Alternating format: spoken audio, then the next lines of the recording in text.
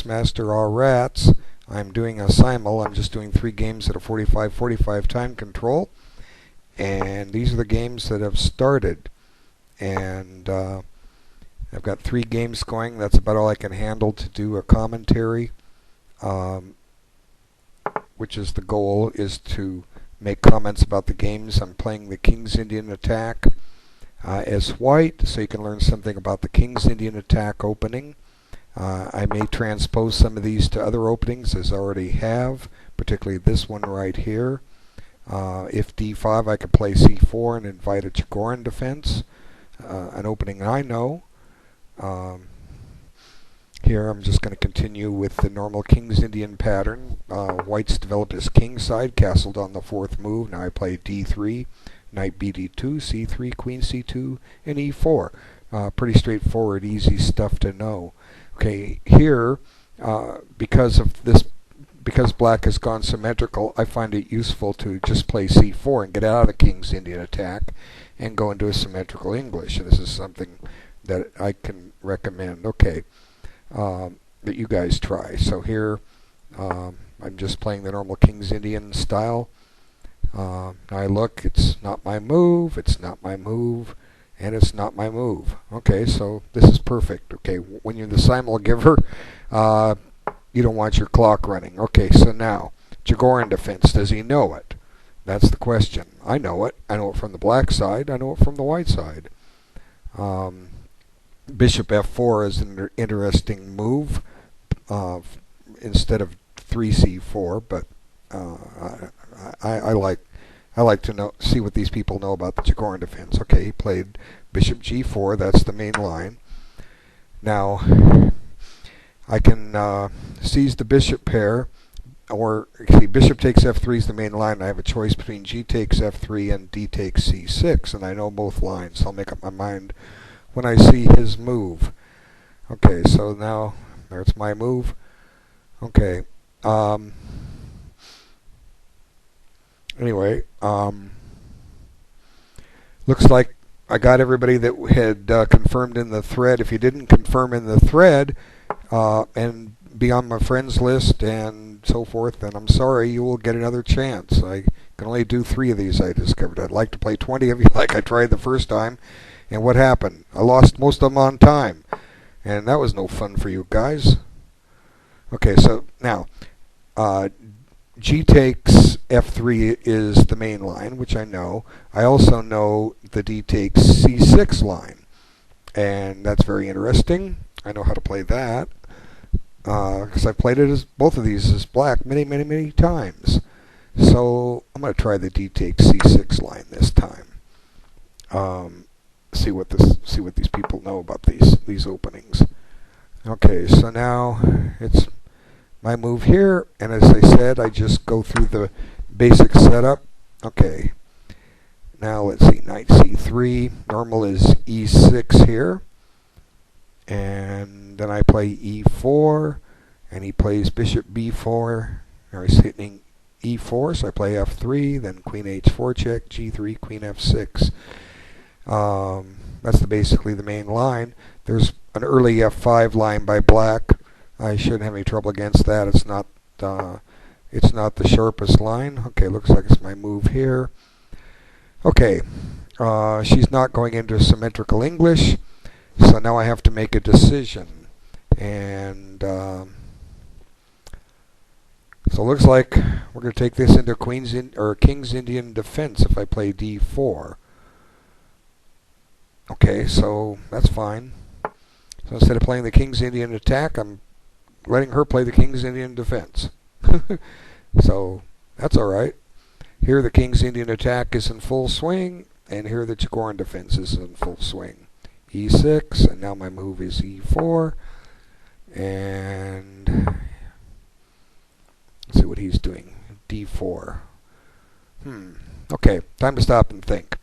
Now that's not a normal move in this position. Let's talk about what this does for white. Since if you're trying to learn this opening, you need to know some ideas. Okay, what has this move done? It's given up control of c4 and e4. Now, that's not all that important right this moment, but we'll combine some themes here. It's also opened up the diagonal of my bishop on g2. Suddenly, that bishop has scope. Now, normally in this opening, that bishop doesn't get a lot of scope, primarily because white plants a pawn on e4 and maintains e4 as a strong point. So now, as a result of this d4 push, I suddenly have a couple squares to access. Now, I need to develop. So, what's my next step? I could play knight c4, and I don't really want to take his bishop, but I could. He might save it, and then I can play a4 to anchor the bishop. I'm sorry, anchor the knight on c4. And the knight going to b3, I've found it's rather misplaced there. So since I needed to develop, I need to play knight c4. Now, playing c4 would lose a tempo. I would have taken 2 moves to get my pawn to c4. Then, and essentially, I'm playing black against in a King's Indian defense. And there's no reason to accept black when you have the advantage of the first move. So taking the pawn on d4 doesn't seem to accomplish much. I don't mind if he takes on c3. So my move here is knight c4. Okay, bishop b4. Now I play f3. As I said, this is all book and I know it. Okay, I think e4 is the thematic move here. Okay, so we just await developments. Okay, so let's see. The normal move here is queen h4 check. The purpose of the check is to create a weakness on f3. So when the queen goes back to f6, the white queen can't run out without giving up this pawn on f3. And what black should do is often is remaneuver things. The bishop goes back to a5 and b6 on its own to pressure d4. And white playing a3 is a waste of time because you're just driving black where he wants to go. Okay, looks like that's my move here. Okay, there's e4. Alright, now, I don't really know this opening all that deeply as far as what theory is, but there's mountains of it. You don't have to know an opening to be able to play it if you're suddenly faced with it, because you're going to leave books soon enough. Candidate moves. What are my candidate moves? Bishop e3, bishop g5. Both of those develop a piece. Do I want to bring my queen out? If so, where? Well, can be some tricks on d4. So I think what I'll do is I'll play bishop g5. And the purpose of that is to invite black to play h6, in which case I may very well take. I often do this. I will give up my queen's bishop for a knight simply because I know how to use knights, and I like to use knights. And since black is maintaining a strong point on e5 in the King's Indian defense, that his remaining bishop won't have a great deal of scope. So there will be an exchange made on d5 or on e5 if I do part with this, and then I'll just expedite my development. Okay, so bishop g5. Okay, my move. Oh, he kicked it. Now I didn't mention it, but you see there's some latent problems here on the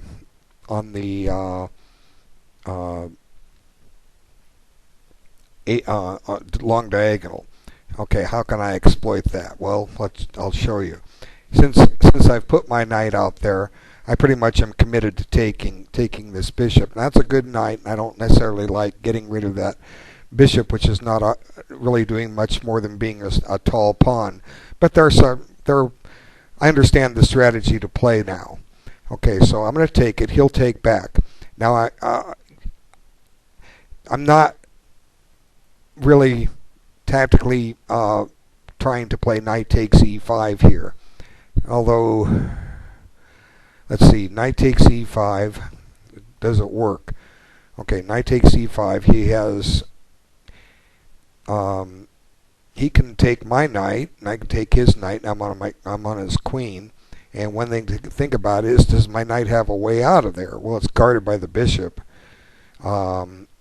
but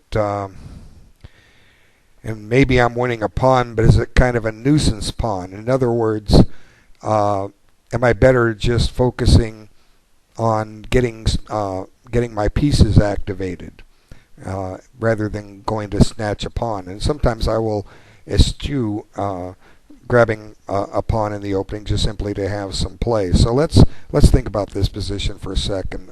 While I do that, I'm going to take a peek over here, see if he played the book move. Oh, he played the F5, the tricky move. Well, good for him. Okay, that shouldn't be a problem. I'll get to that in a few minutes. What I need to do is, which game was I looking at? This one, because this one bears a lot of discussion, I think. And let me just check my clock in the games. Okay, I've got 43 minutes here.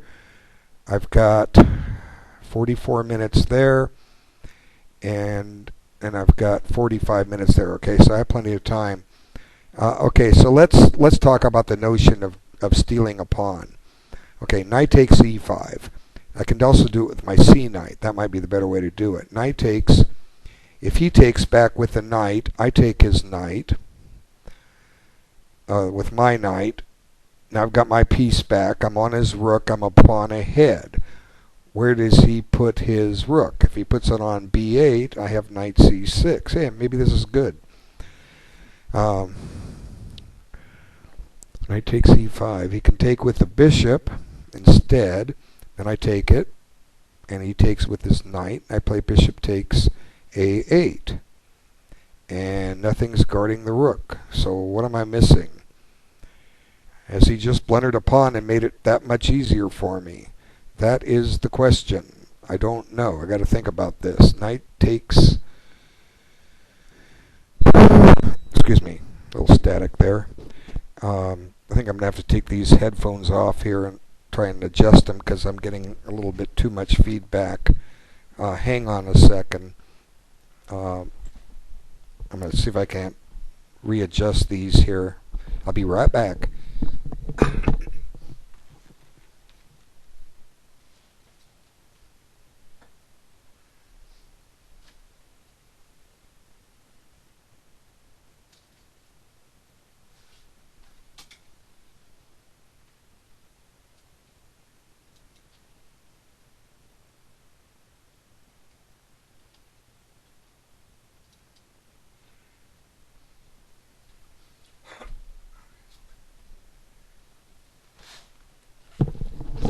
Okay, shoot, it's getting worse.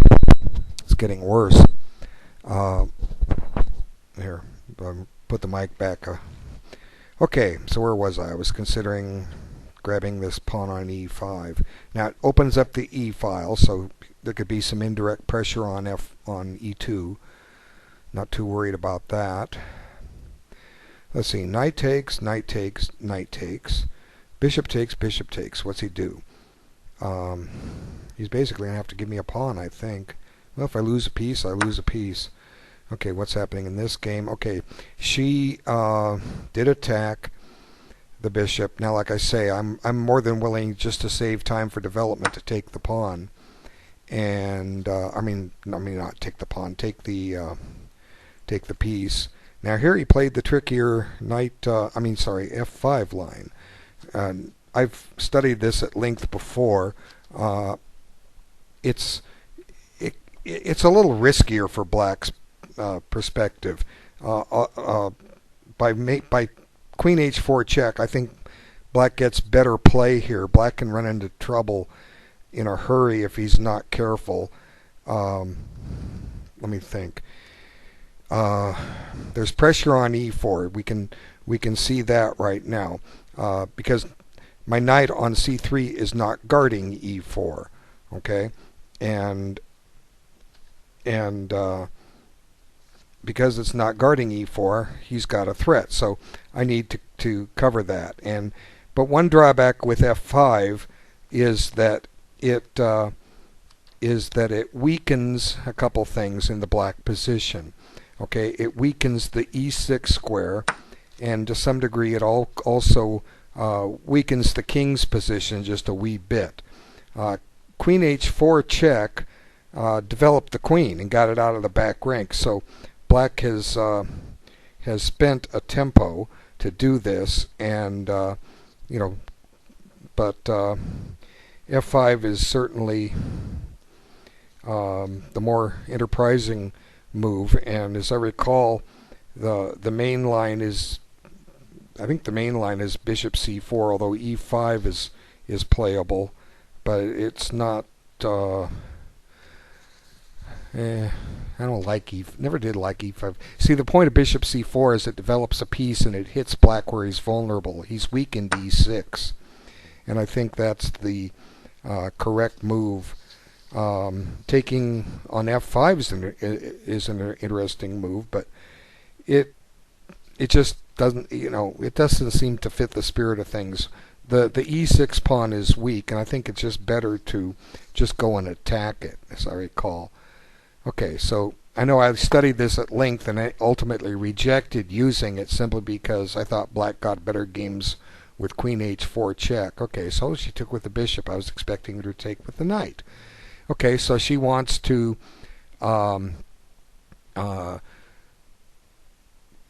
preserve the option of taking on e5 maybe with the knight and keeping the bishop open on the long diagonal. Okay, so normally, let me just back this up a second. I would expect her to take with the knight. Then I have the option to play pawn takes and shut this bishop in.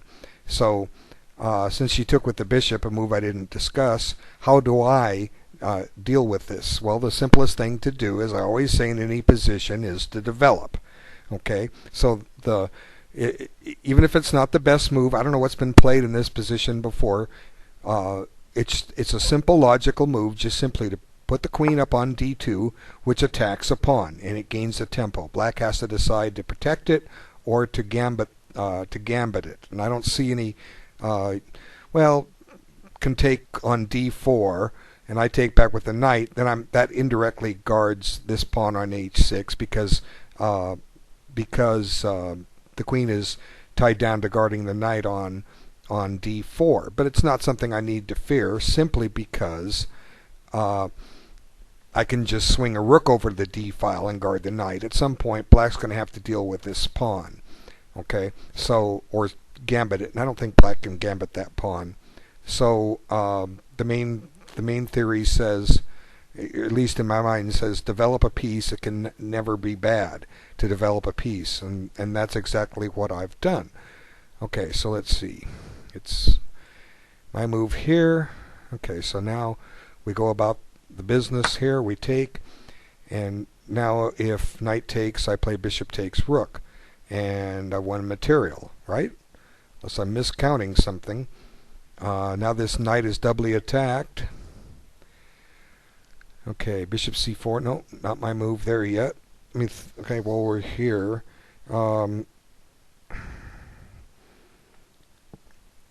I think main line is to take, and then on e4, and I know white can gambit this position. Let me think, how's that go?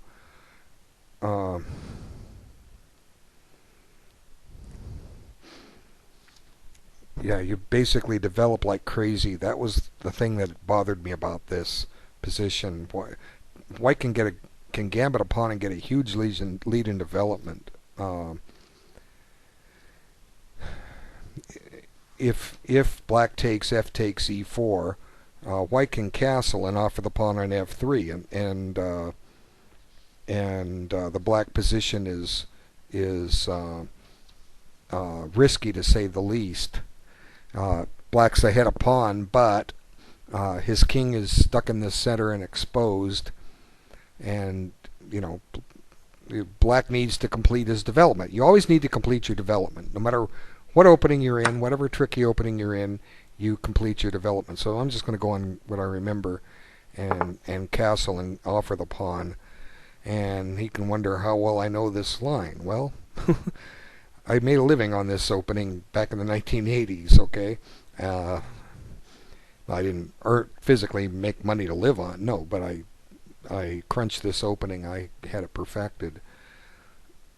in international correspondence play. So I spent a lot of time with this opening, and I'll have to figure out the lines over the board, but I've got time. And you know, he can sit there and start gobbling pawns, but his king gets caught in the center, and as I recall, there was some interesting quick tactical wins that are just going to mess them all up.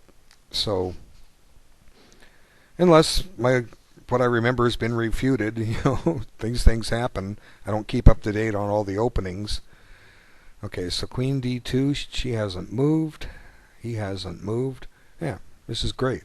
Their clock's running in every game. Okay, look at the time. I have 9 minutes there. I heard a move. Okay, as I explained earlier, now this guards the pawn on H6 because I have to protect the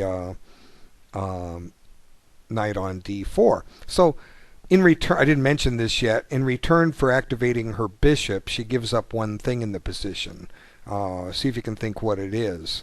You might want to pause the video, and then I'll tell you what it is. Okay, the thing that she gives up in this position is a weakness on D6. Now, that's not something I can readily and easily exploit, but it's something I could be exploiting. What black needs to do is complete her development, okay? I'm talking about this bishop and this rook, okay? And this queen. They got to get in the game, okay? Oh, she returned the favor. That's not the best move. Let me just make a suggestion here, because you'll see this later. What I'm thinking is you need to develop, okay? And always developing can never be a bad idea. Thematic in the King's Indian is put this knight on C5, and don't worry too much about a B4 kick because you want to go to E6. This gives your bishop a chance to get out. You know, your queen can go park herself on C7. She's safe and secure there, won't be molested by my knights, much like white plays the King's Indian attack. And then if you need to defend D6, you're ready to swing a rook over there at a moment's notice. So this helps me a little bit because now I've required the bishop here. Now, one thing I didn't mention was with her activating her bishop like that, I'm kind of left with a crummy bishop, and she's got a couple of good ones. So here she's got the better bishop, but she needs to cover D6. I'm threatening to take that now. So now she needs to move the knight, but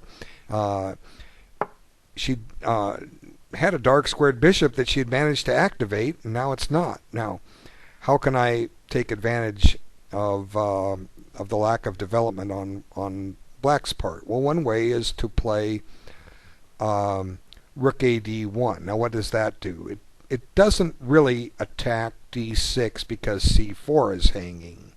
Okay, when it's all said and done, and I don't want to trade my C pawn for that D pawn for a number of reasons. Number one, I've given up a pawn that's restraining in the center, controlling D5, and I've eliminated her weakness in the position. And plus, I would be also yielding a 3-on-2 pawn majority. So these are things to think about when you're playing. Do you want to give somebody that? So rook AD1, even if it was my move again, queen takes D6 doesn't really help me. So just imagine two moves in a row for white.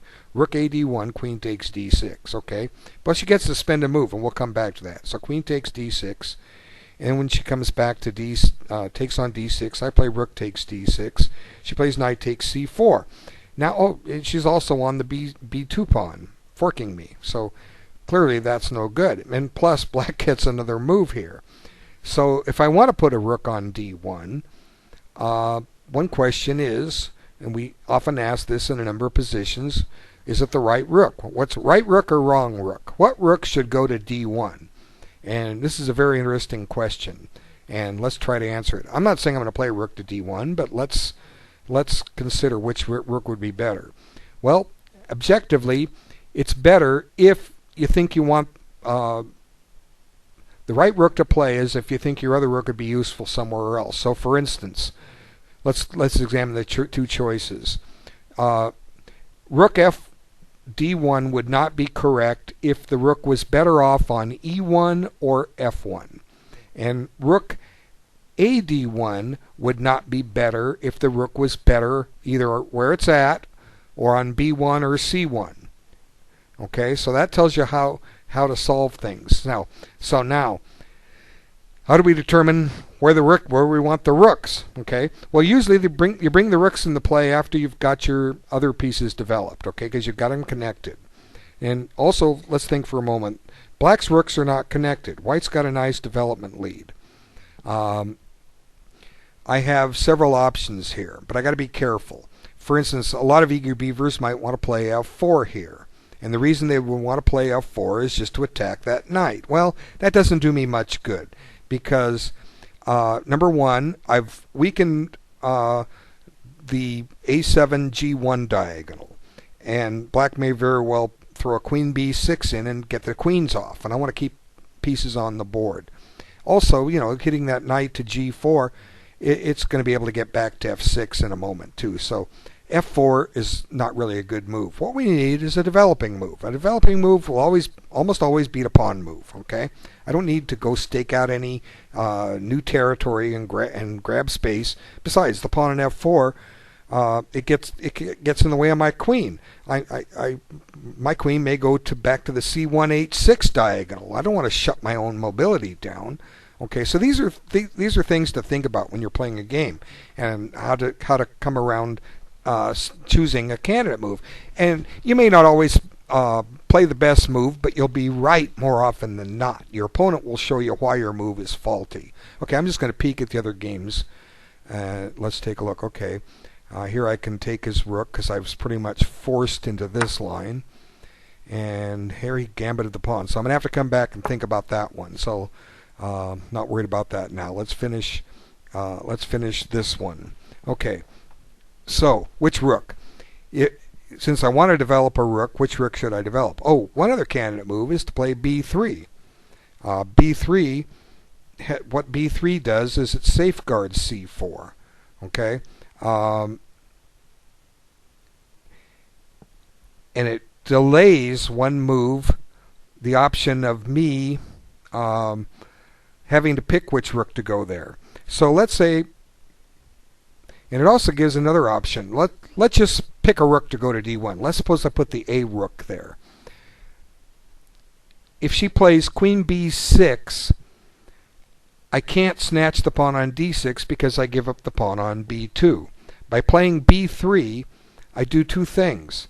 I stop, if she plays queen b6, I can snatch the pawn on d6, okay? And she doesn't have a retaliatory capture on either c4 or b3. And then I'm delaying one move to see what she does. And then I can maybe correctly select which rook to go. Now, one drawback with sticking a rook on d1 is and it might be why the f rook is the wrong rook. Okay, let's suppose I put the f rook on d1. She has a candidate move, bishop g4. Now, what does that do? Well, it attacks my rook. I certainly can't play f3 because I'm going to drop a pawn. And there's only one thing guarding it. She can take it with the bishop, she can take it with the knight. And I dare not, if she takes with the bishop, I dare not take back because her bishop, because I'm going to lose my queen. So that in itself would suggest that the a rook is better. And here I was thinking originally the f rook was better because I didn't say this yet. I was going to kind of lead to that rook, the a rook would be better on the b or the c file. That was thinking in the back of my head. But I'm starting to see some possibilities for us. I'm beginning to think, even though I'm ahead in development, that b3 just battens down the hatches and then allows me to defer the choice of which rook to play, and it stops her from playing queen b6. So let's back in. I've backed into that, and I don't. Even though a rook move ideally is better because it's a developing move, I have a luxury here. I'm ahead in development. Okay, let's look at this game. Okay, now he's on my rook and he's on my bishop. So my move here is forced. Okay, so we back that up. Now we got to figure this one out. Okay, heavens. I got to recall this. Let's see. Okay, so black's undergoing a little pawn snatching. Generally speaking, it's not a good idea to go pawn snatching in the opening, because what's going to happen, especially when you're behind in development, what's going to happen is you're going to walk into problems with development. Okay, so candidate moves, like I say, I can let that pawn get all the way down to g2. I don't care about it because I'm going to get all kinds of activity. I don't necessarily want to play rook e1 right now because she might play f2 check, displacing my king. I think the move is bishop takes e6, although rook e1 certainly is probably playable, but I'm going to have to expose my king if she plays f2 check, which I think would be the right move. So just based on that alone, I think that rook e1 can probably be rejected. Now on bishop takes e6, he needs some development. Okay, but then with as long as that bishop sits on e6, there's one thing that black cannot do, and that is castle.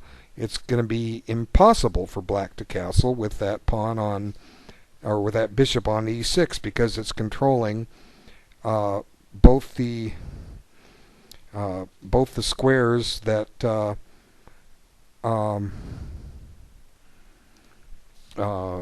that the king would go to. So I'm pretty sure bishop takes is the move.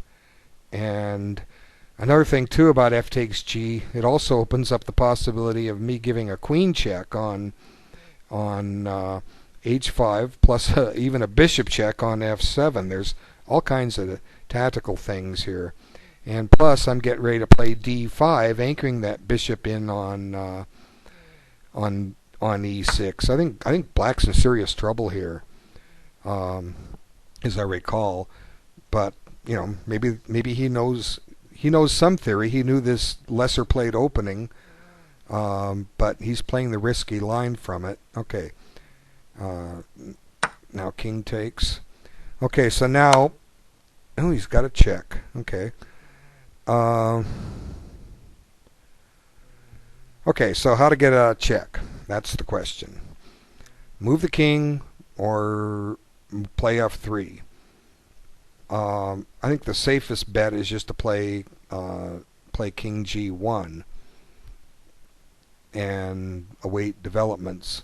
The only weak square in my camp is h2, and I have time to deal with that. You can see king g1. He could play. His idea might be to play knight eg4 followed by queen h5, but I have plenty of time to deal with that. f3 takes. Playing pawn f3 takes doesn't take g4 from him because it's pinned. Okay, king g1 is the right move. I knew that all along. I'll just play it.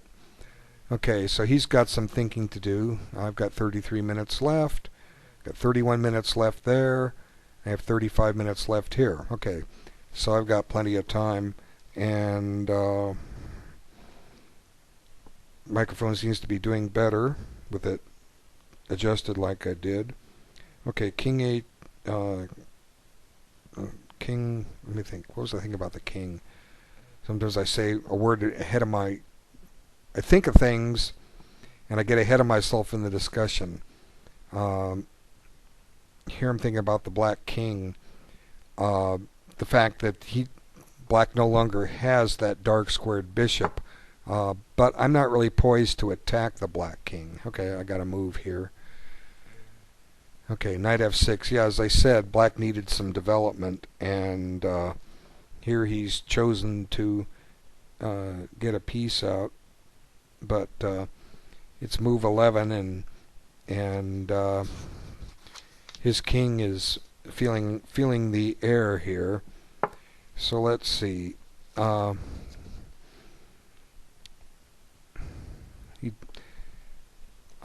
willing to just give him that pawn on g2.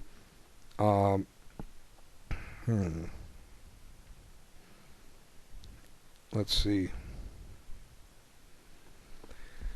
D5. If he plays bishop takes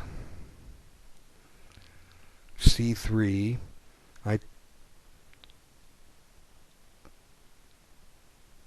I can take his bishop on C6 if I want. He trades queens.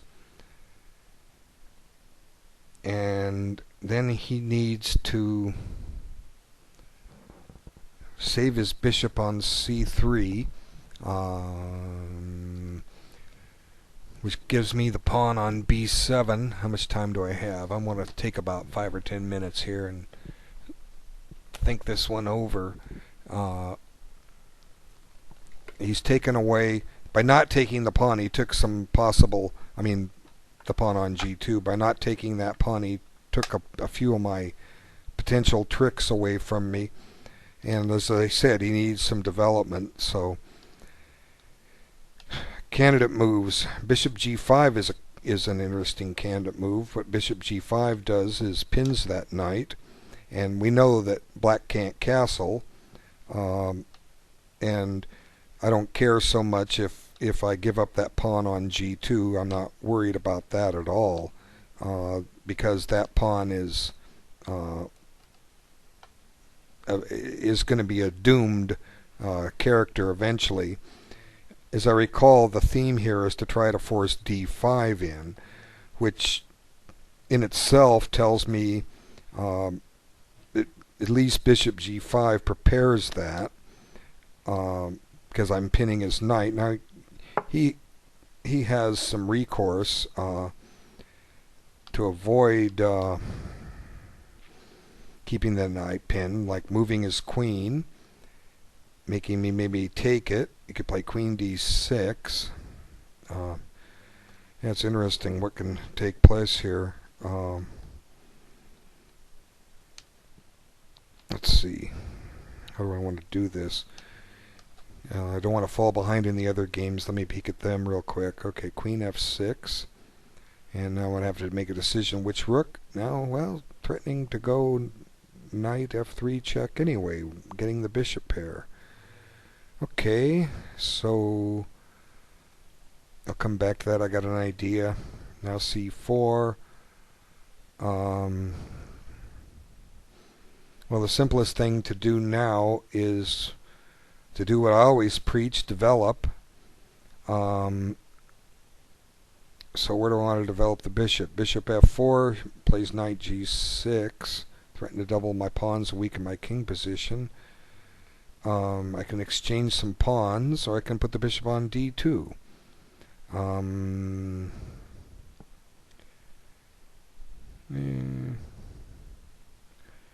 There's latent threats on D3. So do I need to worry about those? Possibly. Let's see. If I take, he can take back with the pawn. I can tempo the queen, or no, pin the pawn.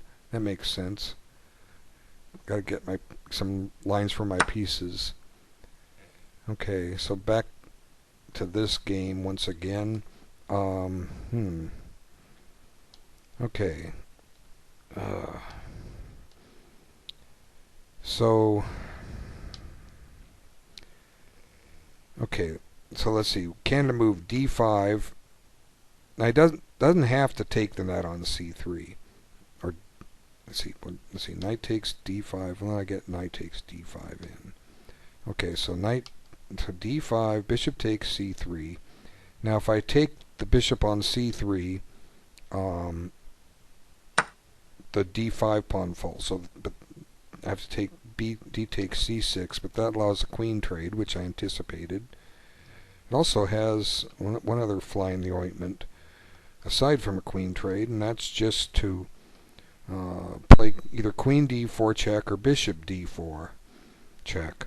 Yeah. No, that can't be right. So let me think. You don't want to give your opponent too many options. That's when things get more complicated and you got to check more lines. Although if bishop g5 doesn't hold back, I can come back and look at it. Okay, so bishop g5 develops a piece, clears most of my back rank, prepares pawn to d5. Okay, I don't think black can survive h6, just creating too many holes on the king side. I'm liable to just take, bishop takes f6, queen takes f6, then play d5. And let's see. Now, if bishop takes c3, I take with the pawn. His bishop has to move, maybe b4. But then I have an interesting tactic, c4. And if bishop takes c4, queen a4 check, winning the bishop. So the bishop got to go back to d7. And I can play rook takes f3, attacking the queen. The queen moves. Then I take on d7. I've got my pawns back, and his king's in the middle of the board. So I'm thinking bishop g5 is the move. What other candidate moves are there? Probably none. I was going to play it. Developing moves usually will prevail. Okay, didn't take with the pawn. He took with the queen. Okay, so that takes the sting out of his pressure on d3.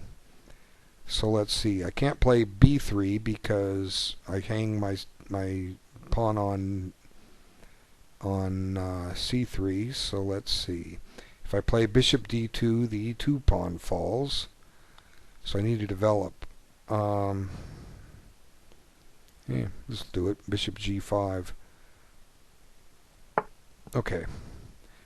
The bishop f4 rejection is because of a possible knight g6. This just threatens to double up pawns and go into an ending that white is winning. Okay, so let's see. His move there. Oh yeah, my move here. Okay. Knight f3 is a threat. Now, how do I deal with that? I take... Oh my god. My queen's hanging. If I was looking at a horrible move like f4, I say, well, now's the time for f4. Well, then knight f3 check. I lose my queen. So my queen's under attack. Where to put it? Let's put it back on... If I put it on... Well, let's see. e3 and d2. If I put it on d2, she can win the bishop pair. Knight f3 check, bishop takes, queen takes. And if I play queen takes h6, I'm stopping bishop h3. I don't really want her getting that knight in there. So queen e3, but that allows a knight g4 idea. Which case, I'm not too worried about that. Then I can put the queen on d2. And then go about my business to kick. So I think queen e3 is the right move here. It stops a knight f3 check. Okay. Oh, he played there. Okay, he's on my queen, so I gotta deal with that. Oh, wait. No, okay. Anyway, there's some tricks here that I overlooked. Okay, what are the tricks? The fact that the f3 square is becoming exposed. Okay. So what I mean by that is, if I play d takes, or e takes d3, knight f3 check. Now, I'm not worried about the bishop, because his queen is attacked, but I have to get out of check. And the moment I get out of check, he puts his queen on that long diagonal. And the knight's threatening to discover and do all kinds of nasty things. So it looks like I've just blundered a pawn.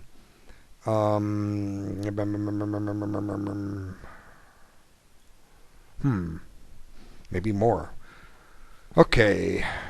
I guess what I have to do is... Oh my god. Well...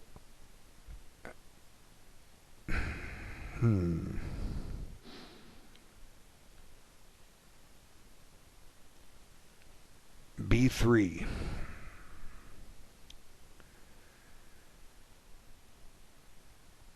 Since C3 is no longer attacked, B3.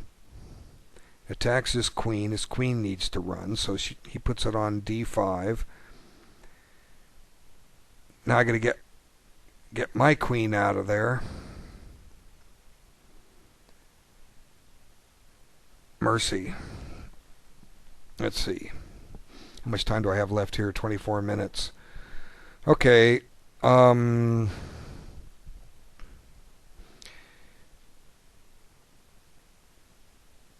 E takes d3, knight f3 check, king g2, queen d5. Ouch. Ouch, ouch, ouch. Okay, I'm going to have to give up the pawn on e2 and allow that knight check, and I got to do it in the least uncomfortable way. One way to do it is queen b3. That keeps his queen out of d5. It can go to e4, where I can tempo it with f3. Haha. We can go to c6. And I can take the knight on f6. And then if he takes on e2, I take the knight on e5, giving back the exchange. But I'm going to come out a pawn ahead. So, wow. Sometimes you got to dig on these things. Queen, I think every other move's horrible. Queen d2, I'm just lining up for this check. So queen b3. And if he takes the pawn, ooh, I don't have time to take his queen, because he takes this rook. Let's see, so b3, no, I was saying queen b3. Yeah, queen b3. Get the queen out of there. Queen b3, and if pawn takes, if I take his queen right away, he takes this off first. So my rook's got to run somewhere. Oh, man. Sometimes I see bishop g5 may have been a grave mistake simply because I overlooked this d3 move. But hey, you know, if I blundered, I blundered. These things happen. Oh, mercy, mercy, mercy. What to do here? I have 22 minutes to figure it out. There's plenty of time. Okay, the first let's sometimes when you get in a position where all of a sudden you don't like what's going on, what do? Well, you get up and stretch. You walk around the corner. Don't put a fist through a wall or anything. That won't do you any good, and you'll just break your hand. But you know, sometimes you'll feel like you want to do that. Okay. The main thing is to make sure that sometimes you have to verify your analysis and look at it a second time. Okay, Kotov in this book, Think Like a Grandmaster, says only to look at a line once. Well, sometimes you got to look at them more than once. Okay, if I take on d3, he has knight f3 check. And now the problem is I'm stepping into a very bad situation here. King g2 or h1. He gets queen d5 in, saving his queen. Now he's attacking my bishop in two ways and threatening all sorts of nasties with a discovered check with his knight. Knight d4 check. Knight takes bishop check. I mean, God. If c4, if anything, he can just drop his queen back to c6. So taking on d3 is clearly out of the question. Okay, so I'm going to move my queen somewhere. That leaves b3 and c1. Okay, suppose I put it on c1. Now there comes, see, one nice thing about c1 is it guards the bishop on g5 and doesn't run into a knight f3 check. But knight f3 check is going to come in a moment anyway, so I'm going to have to give some wood back here.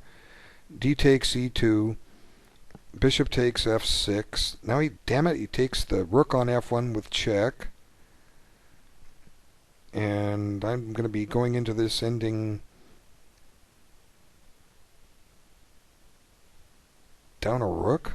My goodness. Okay, so queen b3. Queen b3, as I said, he should go to c6. But one interesting thing is I can play f3, and now when he takes on e2, I've got to be careful about this, because then he's going to threaten knight takes f3 again. So rook f2, he takes it with check. I take back, he takes on f3 with his queen. Now I'm down a rook. My goodness. How did I get down a rook? You know, it's kind of hard to go from an exchange ahead to a rook down. It's kind of surprising that you can do that, but it can be done. Okay, so queen b3. Maybe I'm lost here. Yeah, it happens. Okay, so let's see. Queen b3, queen c6. Now I need to find a move. Well, one interesting move to play is e4. What does e4 do? e4, well, he gets knight f6 check in anyway, or knight f3 check in. Okay, so let's see. e4 had a point to it. The point is that I'm stopping him from taking my pawn on e2. So queen c6. I need to take on f6. Ah, I know. Here's the solution. Yeah, I think I looked at this before. Bishop takes f6. Now d takes e2. Now I play bishop takes e5. Now he takes my rook, makes a queen, and I take it back, and now I'm down the exchange. That's probably the best I can do. Okay, that's all she wrote. I couldn't find anything better. Okay, knight g4. Now I bring the queen back to d2, and a lot of the tricks with that knight are gone. And let's see. Now it's my move, h6. So I don't think he can get away with that. He's making weaknesses in this position. So now we take this off, and then we play d5. I calculated all this out already. Okay, so queen c6 is his best move, and then I need to take this this knight. And like I say, I hope he plays queen e4, gets greedy, because then I have f3, and that saves my furry little hide. Oh wait, I'm not down a rook. I'm somehow thinking black has an extra rook on the board.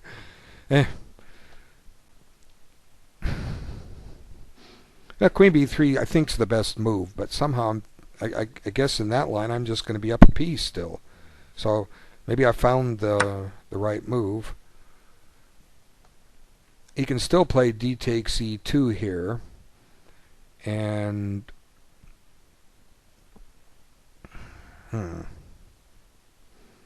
which case I may just grab his knight on f6 and be done with it. I don't know.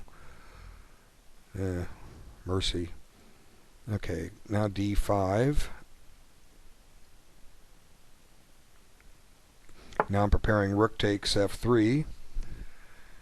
Okay, so where's this bishop on c6 going to go here?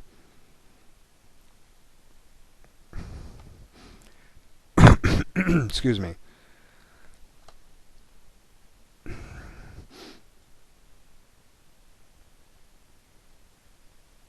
Okay, let's see. So here I've kind of solved some of the tactical issues. The pressure on f3 is gone, and it's not coming back.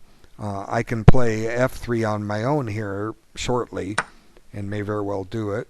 Okay, he made a capture. I heard a capture. He took here. Okay, now, question. What do I give up?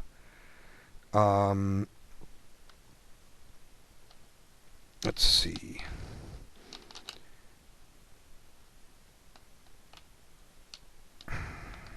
If I take his... Oh, I can take his queen here.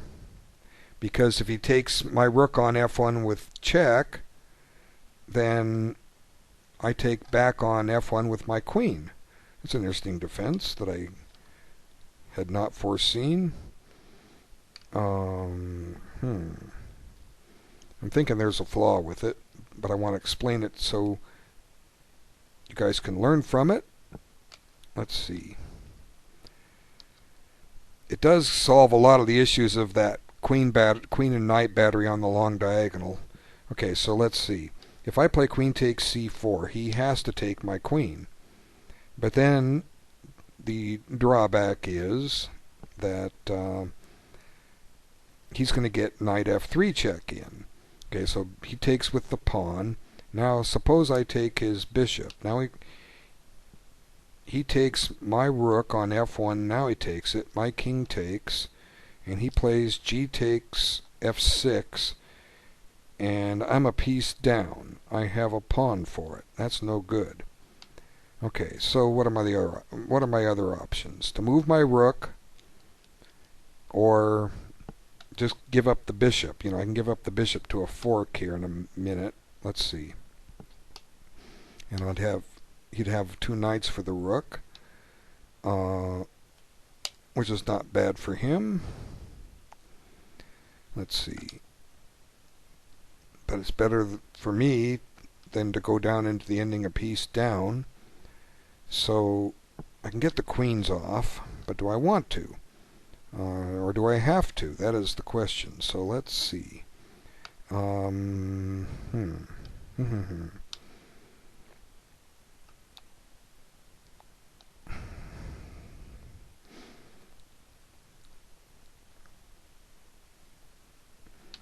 So I play queen takes c4, and he takes with his b pawn, and then I put my rook on e1. If he plays knight f3 check and king g2, if he takes my bishop on g5, I play rook takes e2, and I could live with that. If he takes my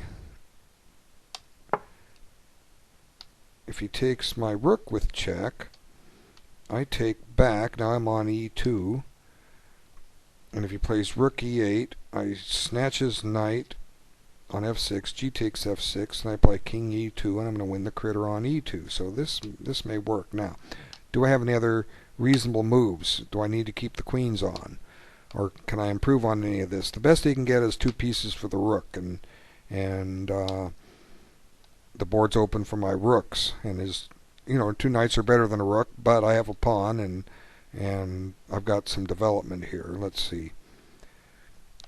My rook's attacked. I can't. If I play bishop takes knight in this position on f6, he then takes my rook with check. I get out of check with rook takes, and he takes my bishop, and I'm a piece down. The alternative is to move my rook. The other candidate move is to move my rook, and in which case, where do I put it? Well, he gets knight f3 check in no matter where I put it. And we run into the same options, except the queens are still on the board. So problem solved. I take his queen and hope he takes my rook. Ha ha. Okay, queen g5. So she wants a queen trade. Okay.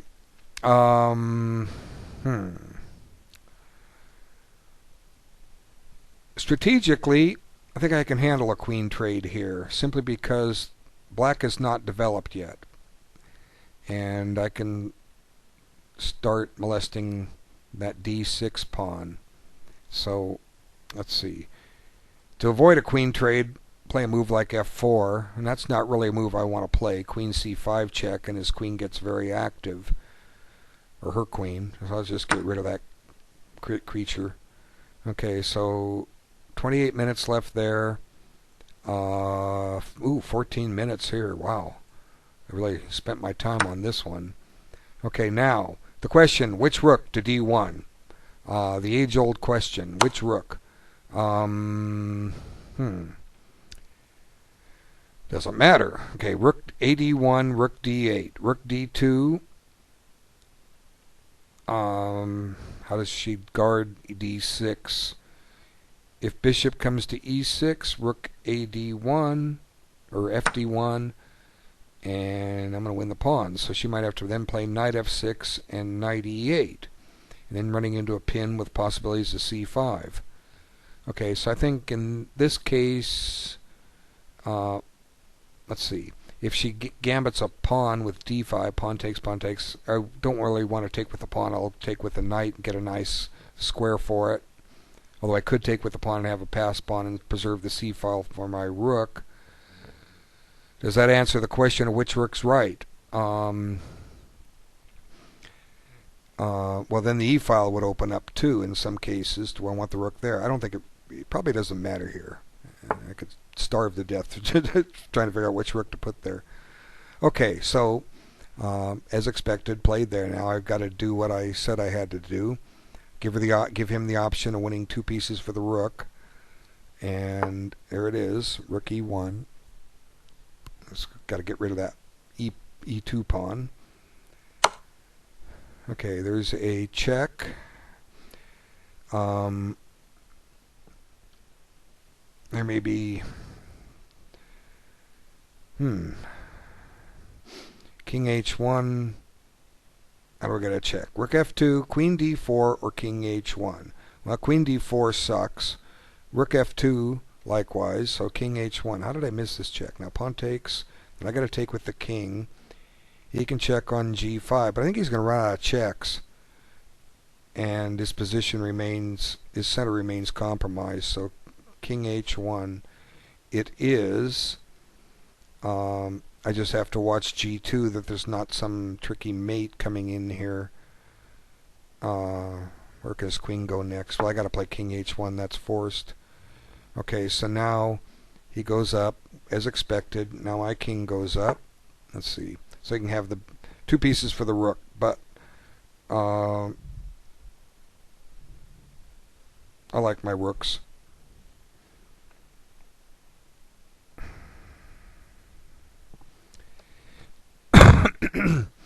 Okay, so I have 14 minutes left there. I got to watch my time. I have 26 minutes there. I get to watch my time. I have 27 minutes here. My move. Okay, clearly one legal move. Okay, we'll see what happens. Okay, now rook d2.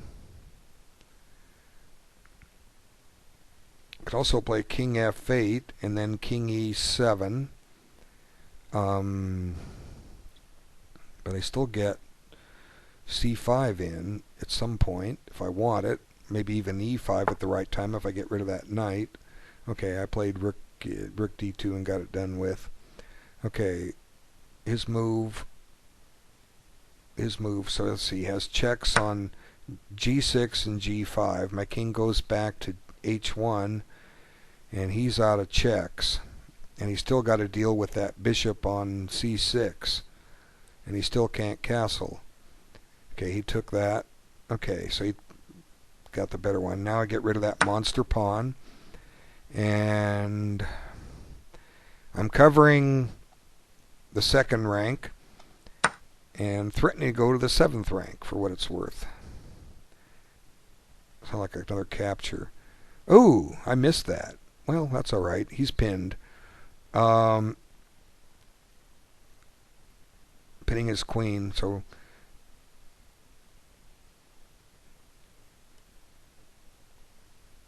let's see. I have queen h5 check. That's no good. Let's see. Rook e1. He can play bishop e3. He's getting awful shaky here. Let's see. His move he played there. Well, what I need is a pass pawn. I also need to restrict his knights. d3 would be good square for his knight. How does he get there? By way of e5 or c5. So he can get there pretty quick. If I double rooks, he may play knight e6 and block me there. So let's see. One way, rook e2, rook e7, rook d2, rook takes, and he can't take that pawn because he gets back rank mated. So let's let him defend this ending. And I don't have a lot of time to spend. Okay, as expected, king f8. Now we swing over here. Now it's my move here. So rook e1. What time do I have? 25 minutes to sort this mess out. Okay, let's see. Rook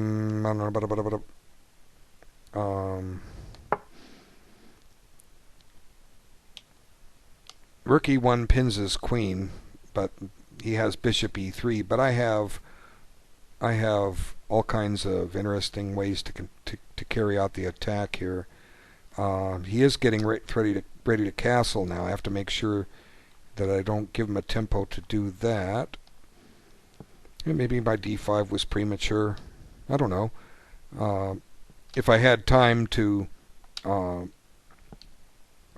play this game under normal one game and not look at other things, I probably would have seen this combination. But I think it's tactically flawed simply because his position is loose here. Let's see. Okay, so if anything, I can always take his bishop on c6, and he still can't castle because it's illegal. My queen is covering his king's access to queenside castle because he passes through d8, and my rook is doing likewise. So the question is, can I play rook e1 here? And that is the $1,000,000 question. Can I play rook e1? Okay, if he plays queen takes e1 check, and I play queen takes e1, he gets his king out of check, and I grab the bishop on c6, and I'm up a queen for a rook, and that does it. So the question is, does he have anything else? And he does, and I have to, if I didn't mention already, rook e1, he can play bishop e3. But at the same time, I can always, this bishop's walking into a pin, and even if he checks his way out, like for instance, I can play rook takes e3, forcing queen takes e3. Now I have queen h5 check. Where's he going to put his king? He has d8, d7, and f8. If he plays to f8, I'm down a rook here, and I'm running out of wood. Rook f1 check, king g8, queen f7 check, king h7. Now what next? I have at least a draw. Queen f5 check because he can't play g6 because it's made on f7. So I have at least a draw here. That's interesting. How much time do I have left? Let me look at the other games. I want to make sure I don't get behind. Oh, he did play there. He can't take my pawn on b2. It's guarded by the mate threat. Okay, so a little luck there. Okay, now question: c5 or e5? If c5, I'm threatening to shove that pawn right down his position or her position. So c5, and if she okay, bishop e6, I can take on d6, and that's a monster pass pawn. Okay, unless I missed something, that looks painfully obvious. Okay, so we know I have at least a draw here, and who knows? Maybe this is the refutation to this line, because maybe black draws. I don't know, but I have a feeling white can improve if my d5 was premature. So I have 21 minutes to sort this out.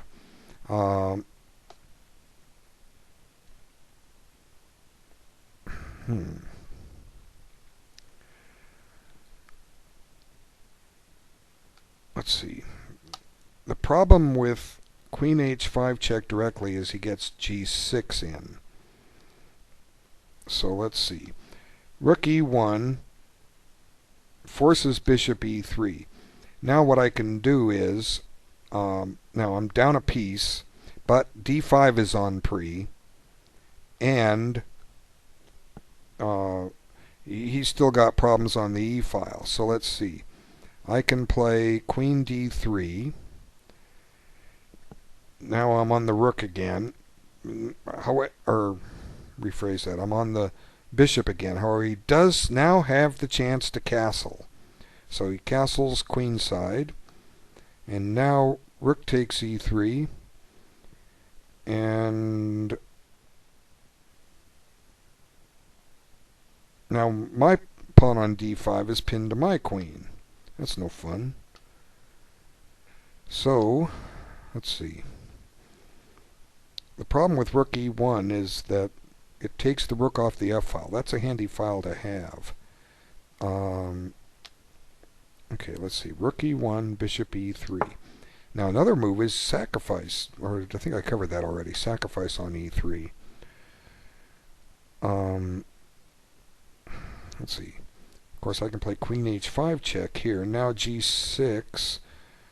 I have rook takes e3. And if queen takes e3, now I get some attacking possibilities with queen g6 check. And his king must move again. King d8, king d7. King f8 is probably fatal to rook f1, so king d7, king d8.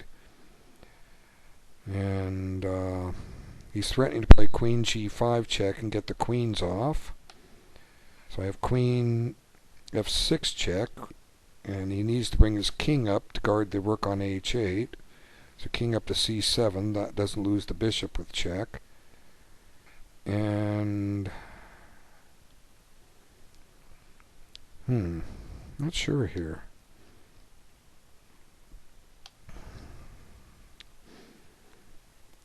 Okay, I heard a tick. I have 18 minutes to solve this one. Oh, h6. Okay, he covered the mate. Now, does he have pressure on f2?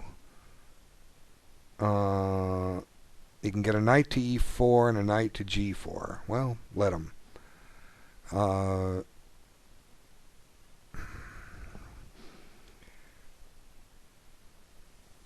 Rook c7 or rook b2. Rook b2 guards the b2 pawn, but that's a tempo. I want him to take it. I want to run my pawn. Rook c7 is more active because it plans to get rid of his pawn. But the whole point is not to grab his pawn. It's to shove my a pawn as fast as I possibly can. Let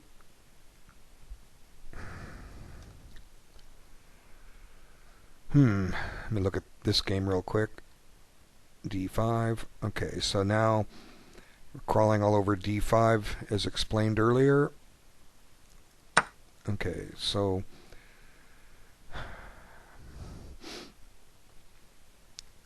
h4 just brings him into e4, so rook c7, I've down to 12 minutes, I gotta move. Okay, so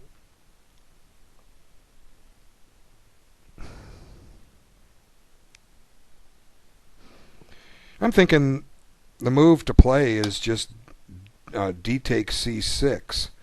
The point is that after that move, I have once again cut the king off from castling. I've taken back my piece.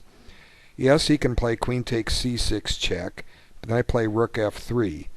Now he has rook f8 pinning things, in which case I play queen e2 check. Now where's he going to go with his king? d7, that gets my other rook in play. Rook d1 check, bishop d6. And I'm down 2 pawns. And he's got a little safety for his king and is getting his rooks in the game. I don't know where this handle all rats comes from. All rats, okay. Now how to take? Take with check or take with a bishop? Well, let's take with check.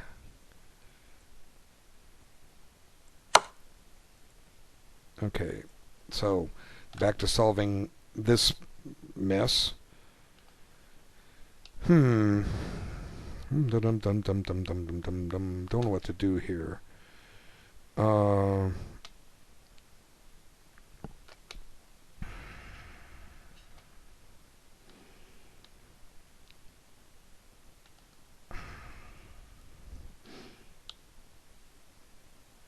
Rook e1, bishop e3.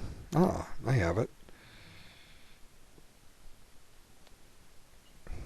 Force the bishop to e3 where it's a target. Then take on c6.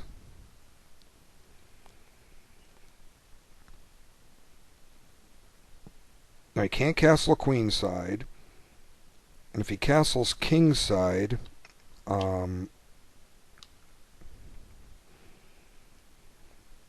I've got a pin on that bishop still, for what it's worth. Maybe I needed to see if that draw holds up. The purpose is I'm running out of time here, and I can always look at this later. It does, the result doesn't matter to me. I'm trying to make an instructional video. If white has a draw, what was that? Rook e1, bishop e3, then rook takes e3, queen takes e3. Now queen h5 check, and I pointed out if king f8 that I can get a draw. But what about king d8 or king? Yeah, what about king d8? Well, I can take his bishop now. And the point is that activates my rook, and he doesn't have any. Oh, he has queen g5 check. Dang it.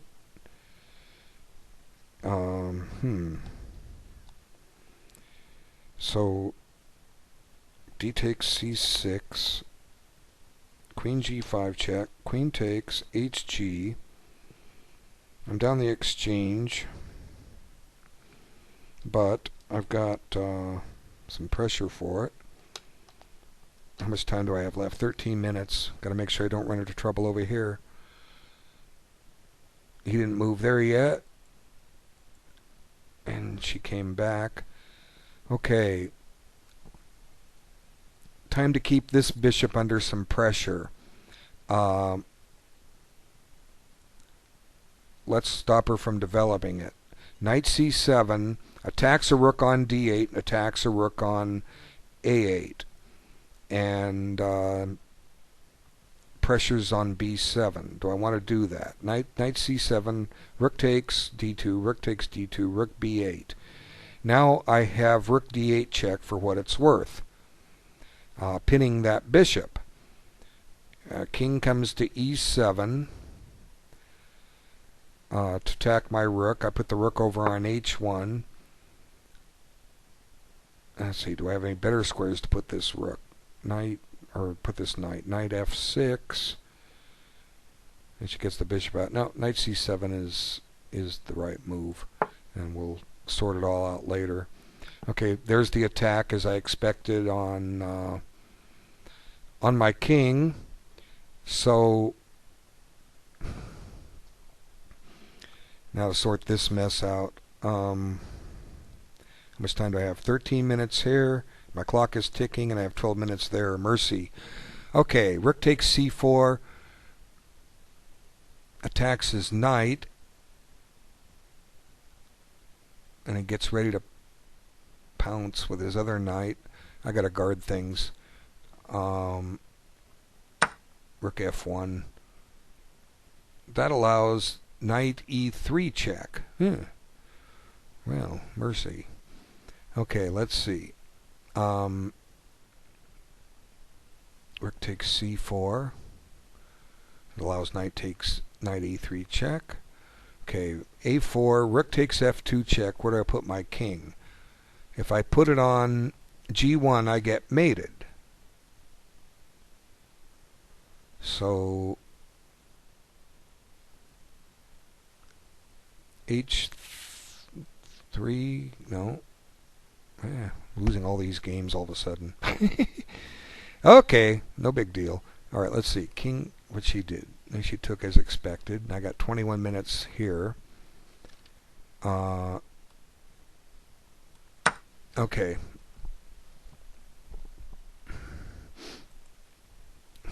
Well, do I have to give up a piece? Well, if I have to give up a piece, I have to give up a piece.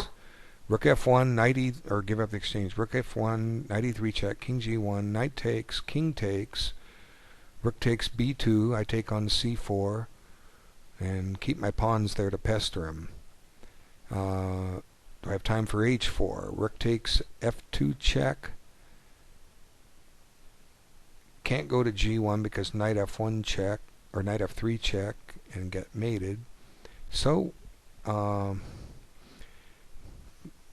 taking on C4 gives up that whole rook because knight E3 checks a killer. Yeah, gotta play it. Okay, rook F1. Well, maybe I didn't have to play it. Okay, now do I want to check on D8? It pins the bishop. Yeah, let's do it. Okay. Pins the bishop against the rook. And I gotta think what to do here. Rook E1 forces bishop E3. What was wrong with D takes C6? It was queen takes C6 check. I said if rook F3 he plays rook F8. That was what I was saying, right? What if, well, I don't have to play rook F3. I'll play king H3. Let's see.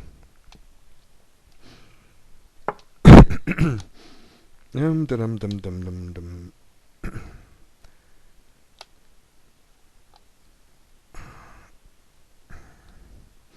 Yeah, maybe there's so many possibilities here, but each one seems to have a little fly in the ointment. That's why I say if I see a way to just, if I don't see a clear way to win, and I've got 8 minutes to figure this out, I got to go for the draw. So let's see. D takes, queen takes, check. Now, what if king H6? What checks does he have? He has E6, and now he has D7 check, and there go the queens.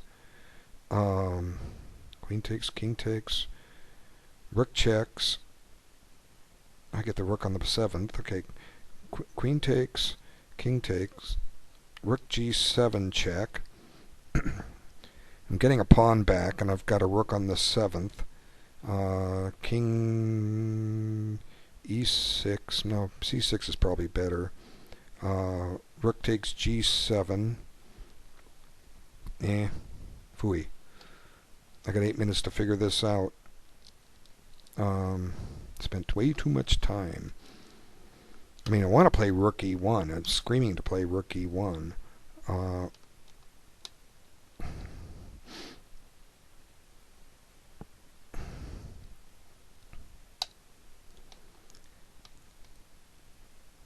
Okay, let's see. Queen, rook E1, bishop E3. Okay, now I take... Oh, I've cleared F1 for my king. Queen takes...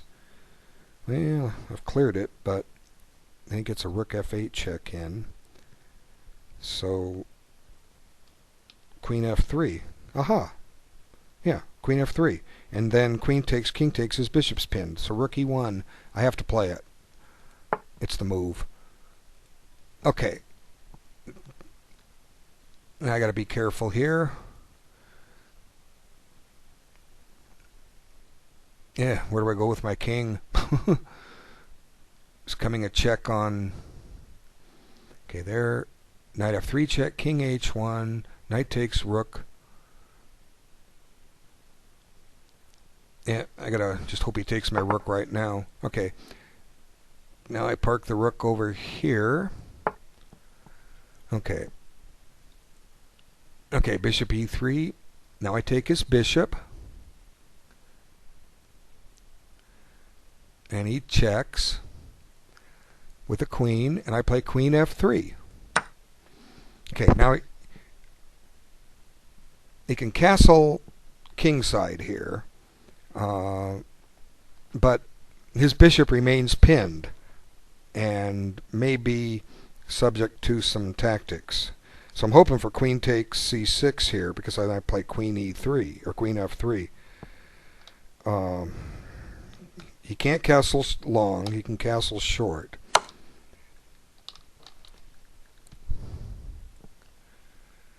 Okay, he checked me there.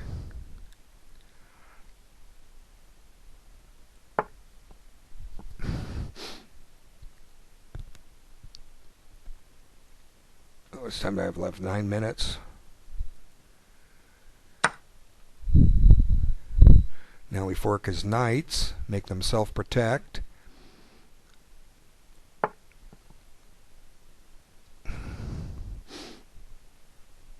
Tie him up. Down 2 pieces. I was winning this game too. Bishop g5, big loser. Okay, so let's see. What do I have left on time? 8 minutes there, 10 minutes there, 20 minutes here.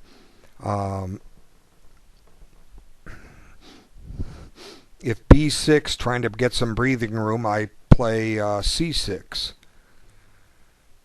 Okay, so king there. Now where do I want to go with the knight? I'm a pawn up.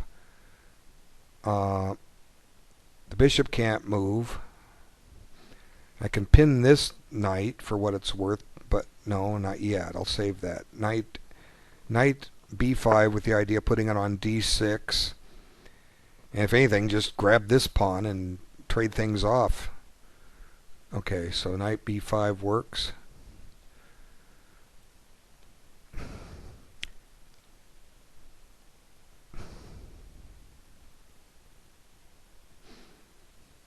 Okay, so messed that game up.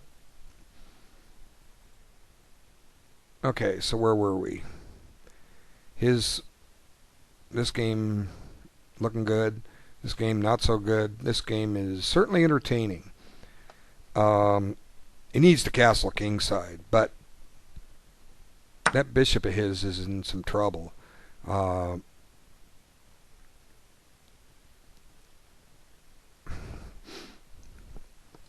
Okay, he moved. He took on h2, I presume. Okay, now, interesting. His knights are tied up.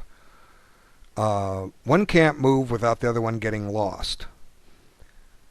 So, what do? I grab pawns and hopefully tie his rook down as long as I can. Did he castle here? Yep. Okay, now I got to figure this out. So like I said, he should have castled. So the bishop is a problem for him. He has escape checks.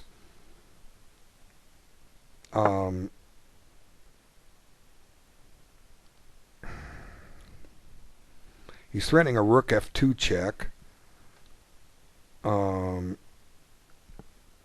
Let's see.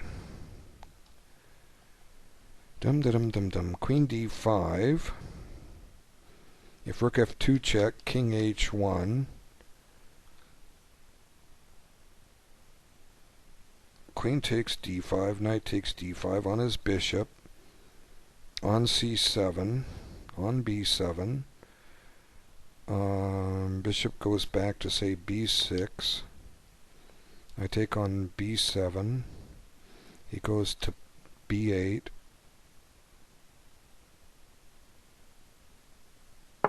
Yeah. Okay. He's going to try to checkmate me. Well, we're not going to let him. Okay.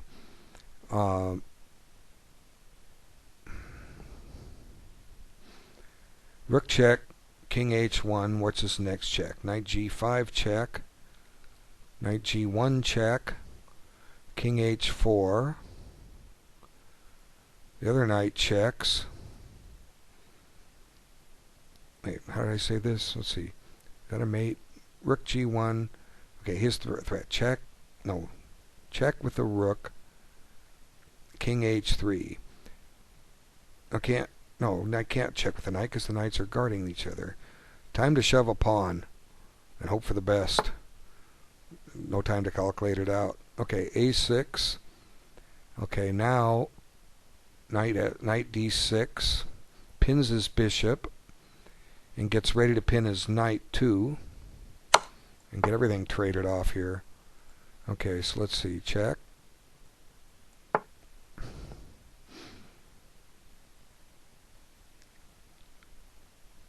King h3, my move here.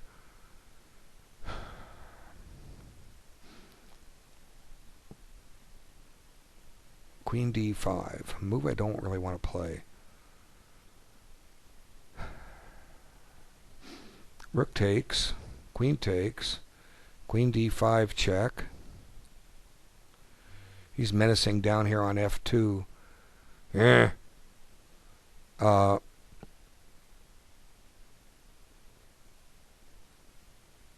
Let's see.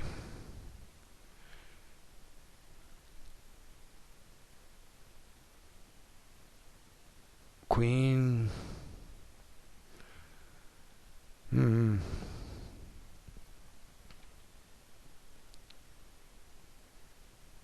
Probably the best I can get out of it now. My attack petered out. Queen f3. No, can't play there. Queen d5. That forces the queens off, and I get a tempo on his bishop.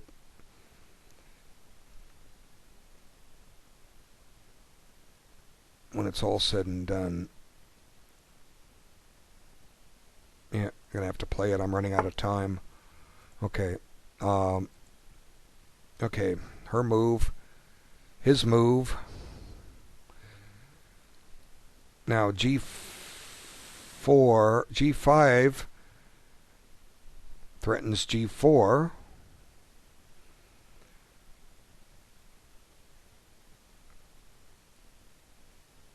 Makes me play g4 to stop him from playing g4.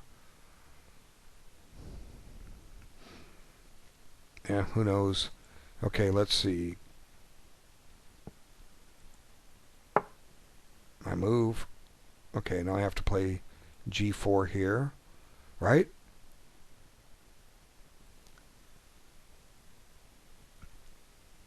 You can play h5.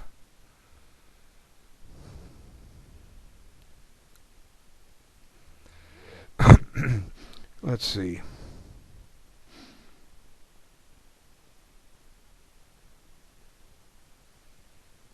Losing all my pawns. Losing my rook. Let's see. Where's the king go? King has no move. He's threatening his... Yeah, I have to play it. I'm running out of time. Okay, g4. Okay, king there. Now, let's... Is bishop... Her bishop. Let's see. We'll just take on... Here, it's a simple win. Rook takes check. Let's liquidate. And then pin on g4. And, pin the knight on g4. Bishop h3. Forcing f5. And then take the knight. She gets tripled pawns. And then I centralize my king. Win the king and pawn ending. Okay, h5's the move here.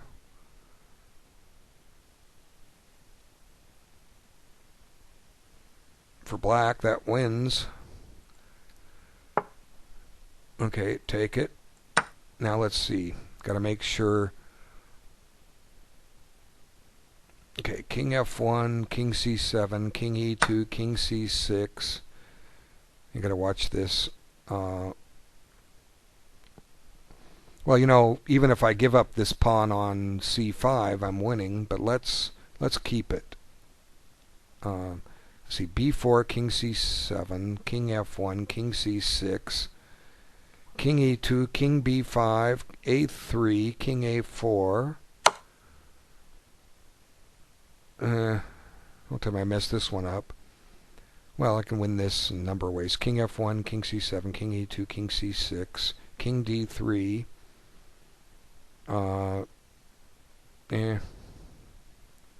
What's happening here? Queen takes. Okay, knight takes on the bishop.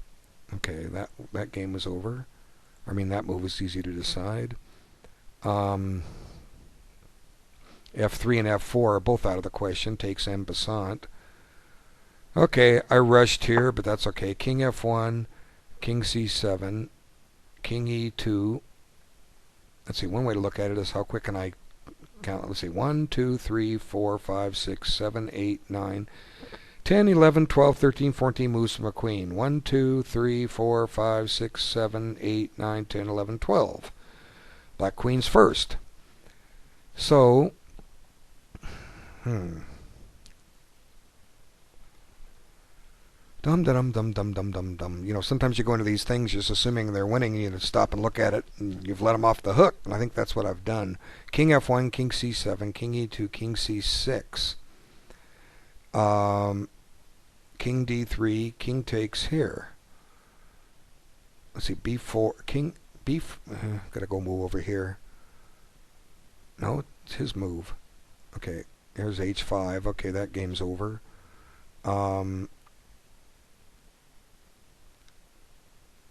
Time to run the pawns. That's all I can do.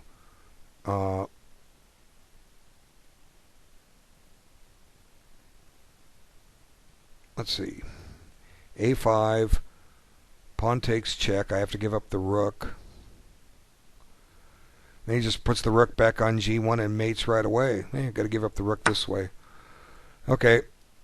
Got to get rid of his pawns. Okay, his move. Okay, my move. King F1. King F1. King here. King here. King here. King here. Takes. I got to play opposition. Well, another way I can do it. King B4. King C7, A4, King C6. Then the king tries to run to D5 and C4. So let's see. My move over here. Yeah, I got to take, right? That's the only legal move.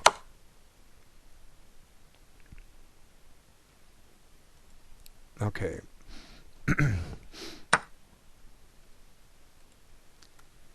Well, the mate threats are gone. So, actually, the mate threats are not gone. Knight G1. No, he can't do Knight G1. Okay, so B4. We try to get the pawns running. Confuse him. Okay, still his move. He's down to 14. I'm down to 18. Okay, 18. B4, King C7. A4, King C6. King E. There's another way to do this. Activate my pawns. King G2, King C7, F3.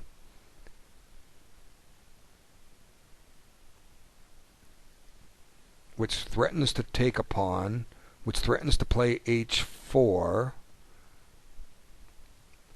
which threatens to play H5. So it gets my king into the center a little quicker and weakens the white pawns. Oh, I moved it. Oh well, okay. Still his move there. Okay.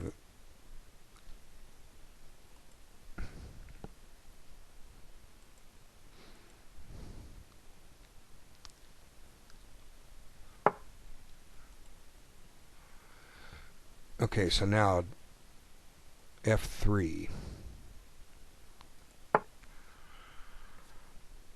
The point being to be able to approach those weak pawns a little quicker. Now I queen a little quicker. Okay.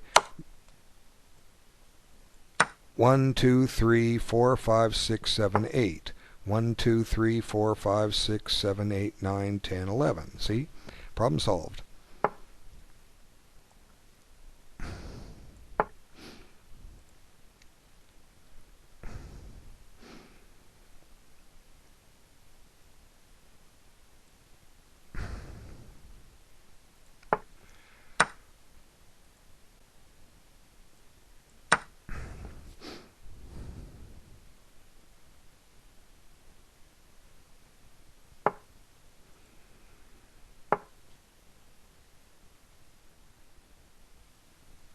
Oh, that's a mate threat down there, isn't it? Oh, your game. Okay. Well, this helps me.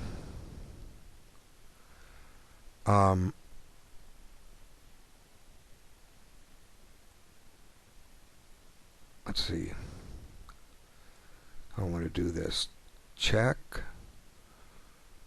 Knight takes, rook takes. I park a rook on the 7th.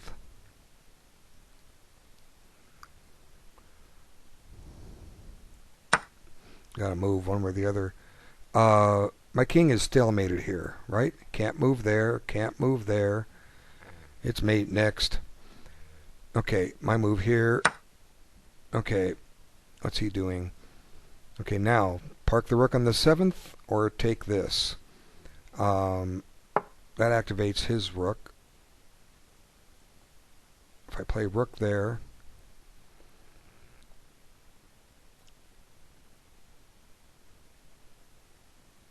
yeah, that's the active move.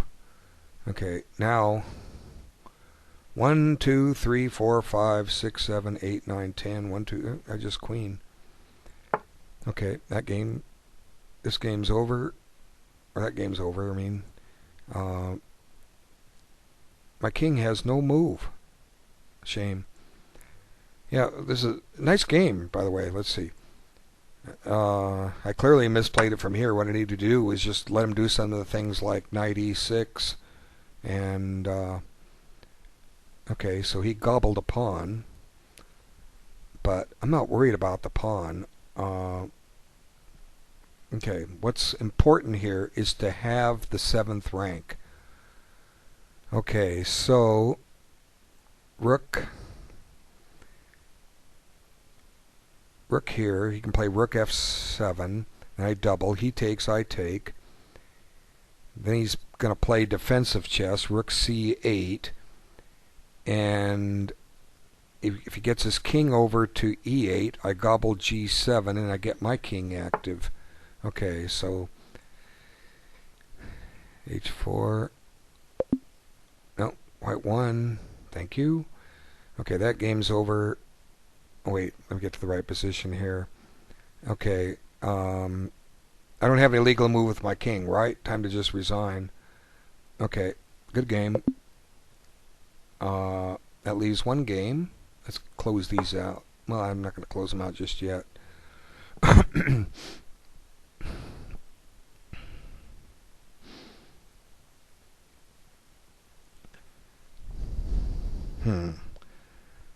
Dum dum dum dum dum dum dum dum dum dum. If I double, checks me up the board. Let's see. How much time do I have left? 5.5 minutes, and I get a 45-second increment. Okay, white is down 2 pawns, but the 2 pawns are not important because black's got weaknesses everywhere. You can often be a pawn down and holding a draw on a rook and pawn ending. So, let's see. Rook. Rats. Let's see. You know, if he wants to take a draw by repetition, or at least gain on time on the clock, or I can try and advance my king. Let's see, how far can I get? I can't get all that far. Well, if he wants a draw, he can take it, I guess. Rook takes c7 is my other viable candidate move. So double, check. He goes. I go to the back rank. He checks me. I come up. He checks me. I come up. He checks me. I come up. He just checks me with that F rook, and I don't get out of check. It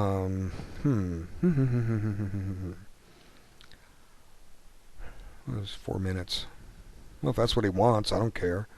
You know, the purpose is can I make a video that people can learn from. I don't care about the results. You know, objectively, if the simul giver doesn't lose, that's an accomplishment. Okay, rook doubles.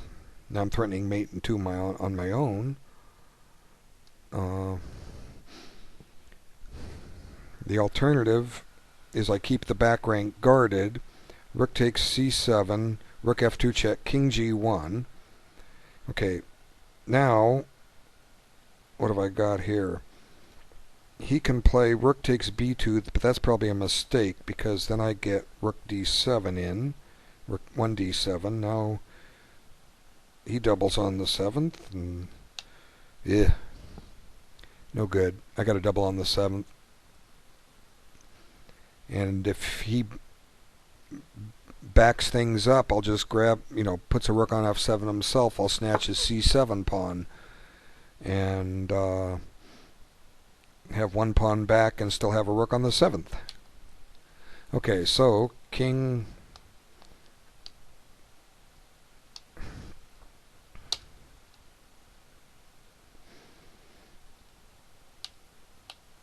So that game I lost, it's like how to get a winning game and lose it, I realized I'd done something wrong early, and then I just didn't analyze it out. So this is the only game left. Let me close the other 2 windows out. I don't need them. Let's see. That game's over.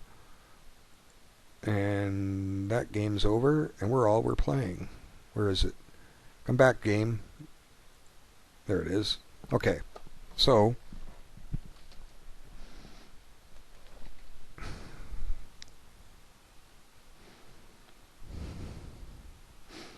be interesting to look at this afterwards and see, White was probably winning. But again, I don't know all the current theory on this. Let me check that way. Well, okay. Attack his rook. He's going to try to play h5 and checkmate me. That's his plan. Okay, so let's see. If I go to h1, I get mated, right? King h1, I get mated. King f3 plays h5 and threatens mate. Then I got to guard the 7th. Or the 6th, rather. Okay. How much time? 4 minutes plus an increment. Okay, so he'll play h5. He didn't want the draw. Okay, now he's guarding g7, so now I have to cover the 3rd rank, which is easy. Which rook? Does it matter? Okay, the threat is rook f3 mate. Got to deal with that. I can't play rook takes g7 check, so let's see. Rook e3. He plays rook d7. Or rook f7. I can always check him. I think the right rook is the rook on d7 to bring back. That preserves the option of attacking his pawn with rook e5. So rook d3. If he plays, for instance, rook f7, I can check him. He brings his king up, and I can go behind the a pawn, or I can bring the rook back to e5 and attack the h pawn. He plays g6. Then I put the rook on a5. Okay, so what rook did I say was the right rook? The rook on d7, so I preserve the option to go to e5, right? Okay, so there it is. Rook d3. And I have 3 minutes and 15 seconds plus a 45-second increment to mess with. Okay, so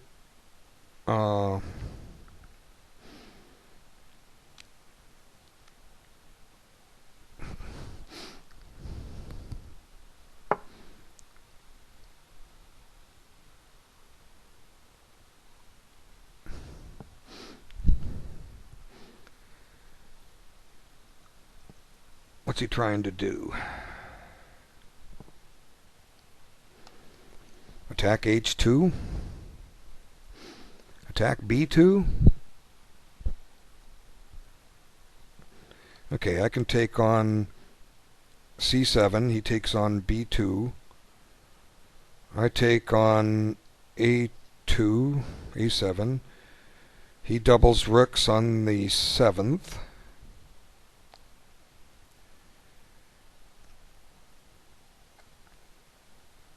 Now I play king h4. He snatches on h2. My king gets active.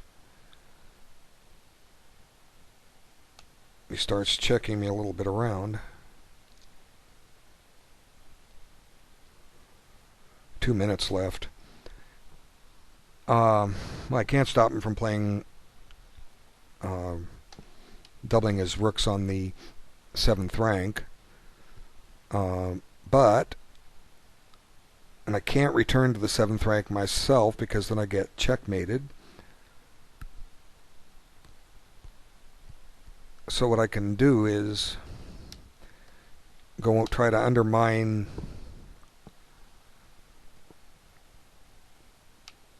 the pawn on h5 with rook e5. Go back to that theme. Let's see, rook e5.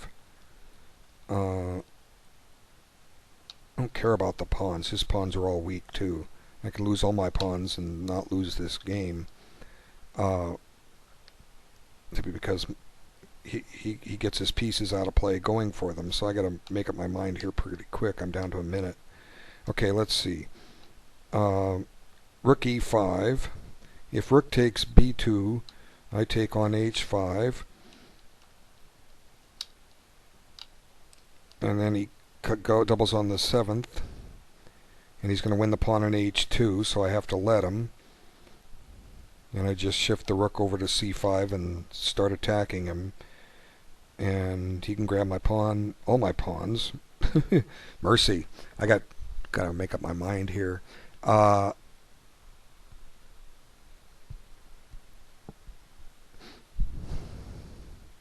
Rook take, I got 36 seconds. Rook takes c7. I need to get some of his pawns off the board.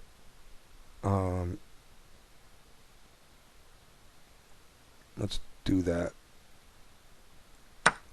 Let's just take a pawn, get some time back.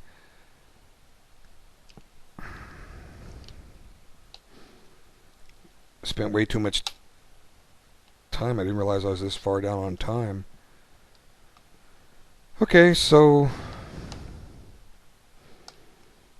suddenly what I thought was better isn't necessarily better, but it isn't necessarily worse yet. He's got to save his pawns. Of course, I've given up the idea of rook e5 here, but okay, he grabbed. Okay, now which pawn to grab? a7 or c6? a7. That preserves the option of putting the rook on h5 at the right time. And it saves my pawn on a2. Okay. Oh, gotta watch my time. Shoot. Okay, I got a minute and a half.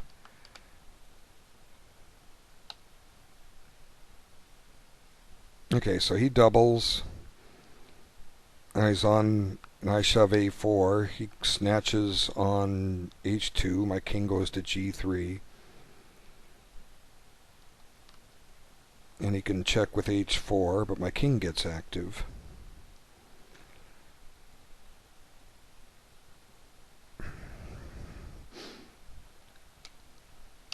Maybe I can finesse out a win out of be a miracle win. Okay. There's an interesting theoretical question on this opening.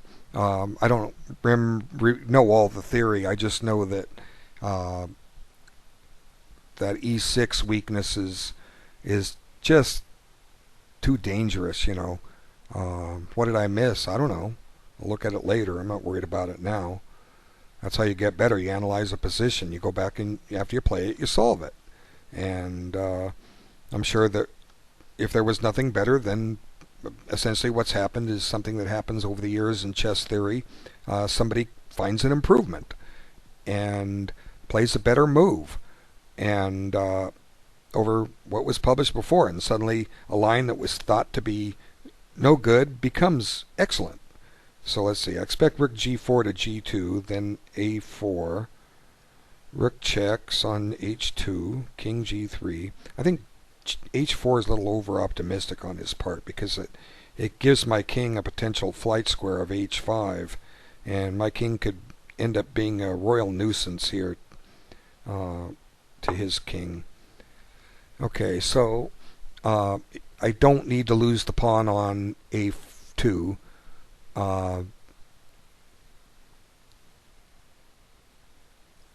So we save it. a4. And see what happens. Okay, now I got 2 minutes left, so that's not too bad of time pressure. And if he plays, like I say, he could play g4 here. What's that do?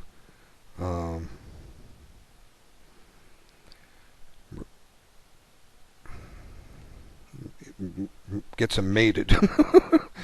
Okay, play g5 here.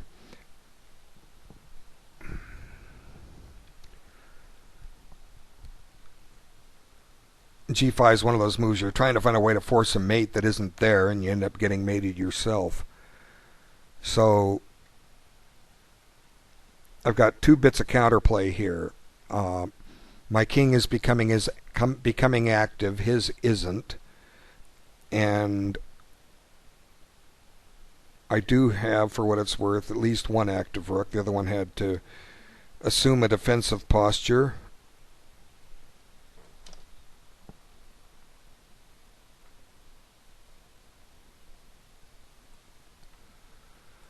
Oh, this guy's chatting to me. I'm not even noticing. He thought about resigning at move 13. He found the tactic. What was move 13? Oh, okay. Well, what was my 14th move? D5. Well, I'll sort it out later. Okay, now my move is forced. And my king is trying to march up the board to wherever he can get. I think that's a mistake. That just activates my king, and I can go hide on h4. And on h4, that king has, or h5 rather, the king has some potential. It keeps his king from getting out from h7 to g6, and at the right moment it threatens to drop the king into g6, threaten all kinds of nasties. He's bringing my king right up the board. Mercy. Okay, where do I go? h5?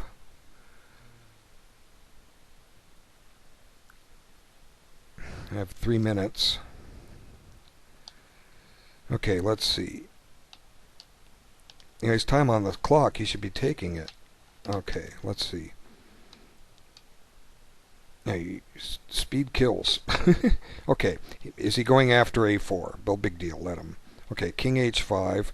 If he swings his rook over to a4, or I'm sorry, a2, I can always shove the pawn.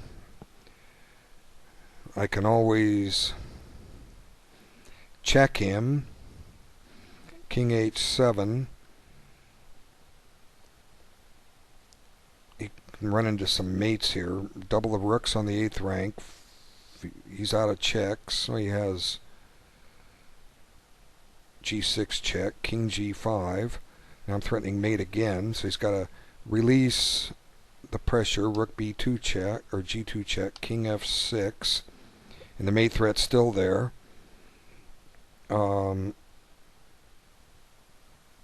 Check on f4. I go attack that rook, and I'm threatening all kinds of draws. So let's see. My king's just getting very active. King h5 runs him out of checks. So that's what we're going to do.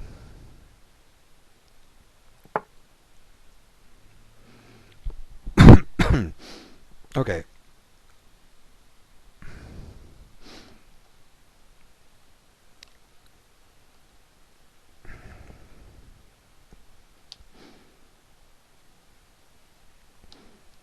It can often be a pawn down and a rook and pawn ending and have a draw. Well, here I'm down 2 pawns, and but I've got compensation in that my king is now very active, and I remember even drawing a game down several pawns because my king got down into my opponent's position and threatened all kinds of nasties. Perpetual check. Okay, so he comes there. I think he might be in trouble here, but I gotta make sure I don't get mated with a pawn. Okay, what I mean by that, I was analyzing ahead of time. Okay, the move is, okay, if rook check, king h7. If I double rooks on the 8th rank, he has g6 mate. That's what I mean by being mated with a pawn. So, since he's what's his threat here? His threat is he's actually guarding things. He's guarding g7. So let's see. If I check him on the back rank, he comes up to h7. Now if I double my rooks on the 7th, his h pawn just runs. So I have to keep the rook on the 3rd rank and just keep him busy by advancing my a pawn. See how far I can get that up the board. Okay, that does give him a check on b5, but then h4 falls. So a5 it is. What am I missing? g6 check, king h6. And he's in trouble. Okay, a5, see what happens. He can't shove his h pawn because my rook is covering it.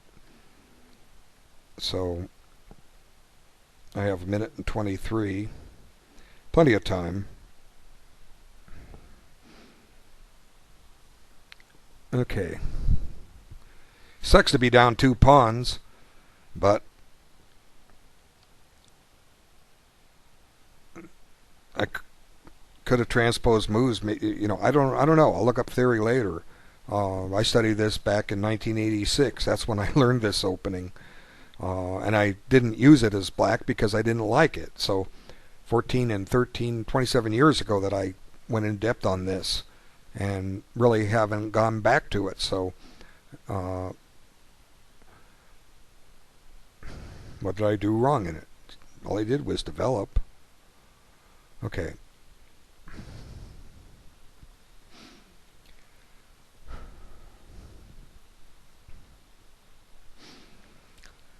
So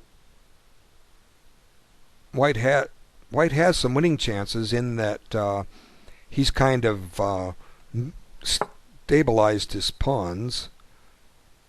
Oh wow, he's in trouble. Is he in trouble? How much time do I have? Okay, rook check, forcing king h7. Now I play rook to the 8th. He has rook e5 mate. Okay, so that didn't work. Okay, so his plan is to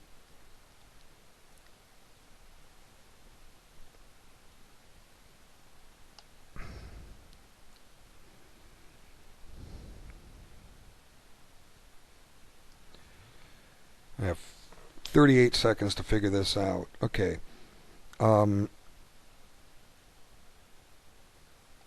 Is this plan to play king g6 next? Or king h7? Maybe what I need to do here is double my rooks on the 7th rank. Then he has a check on e5. My king goes to g6. And then he has rook check. Uh-oh, gotta watch my time. I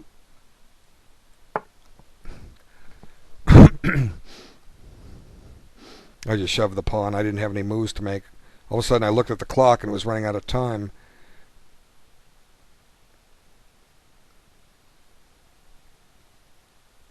Okay, I don't know if I messed up or not.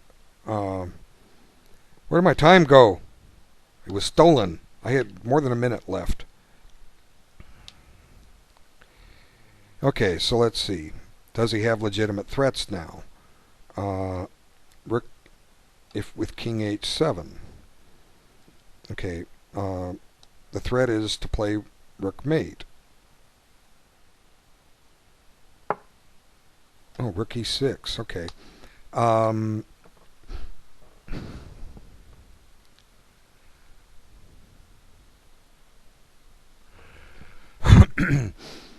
Let's see. What's his threat?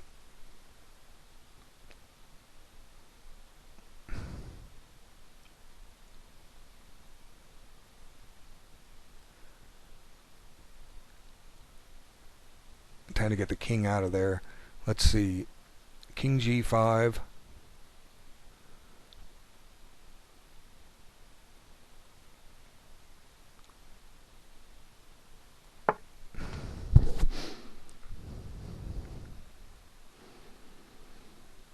He may have had a win there. But anyway. It's what happens when you play fast. When you have time on the clock, you use it. You don't sit and play quickly. Okay. So king g5 threatens to reactivate the king a different way. See, I'm covering the h-pawn. It's not going anywhere. My rook's got it under wraps. And I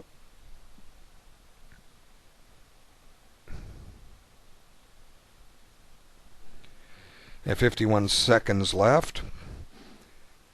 Okay, I'm not worried about moves like c5. I don't care about moves like that. Then I'm tempted to just go stick my...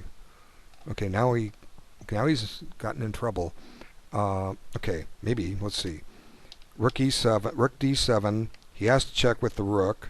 My king goes to g6. And then I get mated again. Rook g4 mate.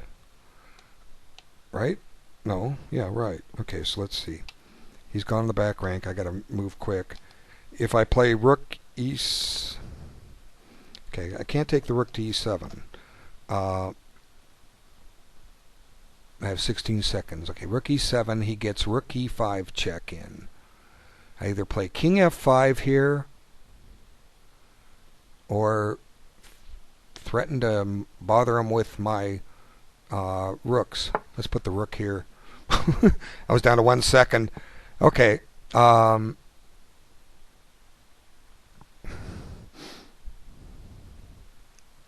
may get mated in 2 here. Let's see. Rook e5 check.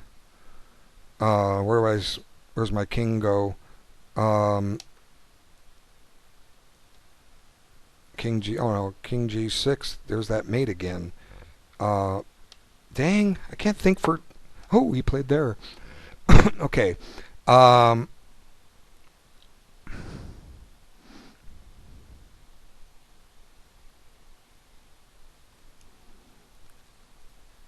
32 seconds. Is he going to mate with rook f5? Rook e5 check forces king g6.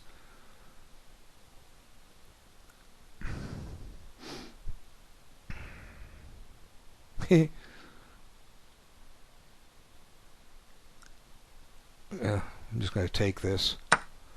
Figure it out later. I thought I was getting my king a little safer, and I wasn't. He still has rook e5 check. I'm not getting rid of that. And he probably still has it. I have to stop the mate.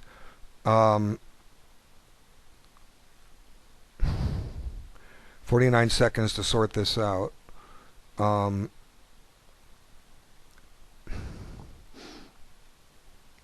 d1.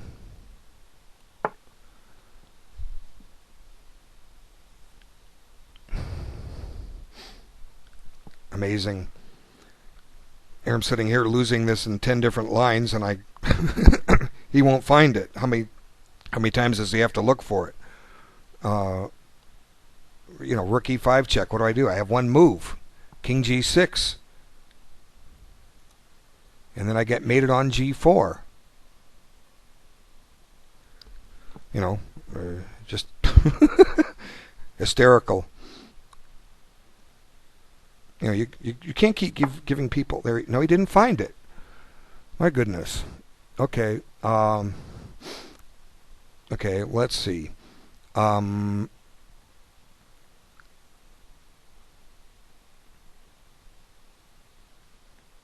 Rook takes, he makes a queen. Let's make him go guard that pawn. Come on, guard the pawn, please. Guard it. Don't find the mate. Guard the pawn. You're trying to will something, your opponent doesn't see something, and it's always there, and he doesn't see it. Rook e5 check. You're mating two. My goodness, I'm seeing it. What am I missing? What, I have one legal move, King g6. Then you have Rook g4 mate. I didn't get my king to safety. I was under a misillusion. So this is where I'm hoping he plays Rook d2. And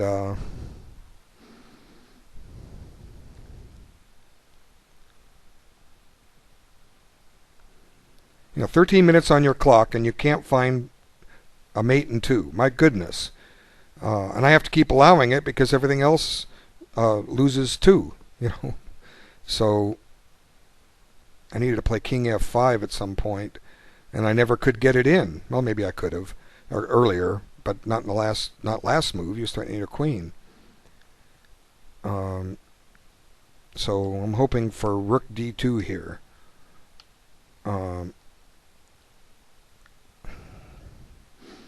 To guard his pawn. And he's still threatening the mate. My goodness, I can't get rid of that. Well, I'll play King f5.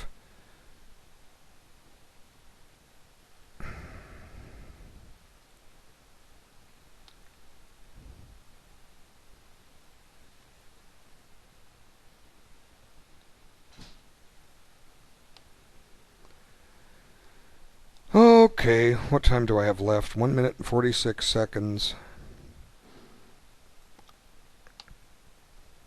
God, I'm playing this ending so poorly. I'm seeing these mates he has, and I keep allowing him. I've been seeing him ever since I had the possibility to double rooks on the 8th rank. And I think right when I think I'm eliminating them, I'm not. Chess isn't that easy. Now, the Blitz player can sit there and bang, see everything just like that. Well, big deal. When you have time on the clock, you find these things too. And I unfortunately haven't had time in the clock. See, he played it. Now, okay, so we've eliminated the mate. It's, my goodness, okay.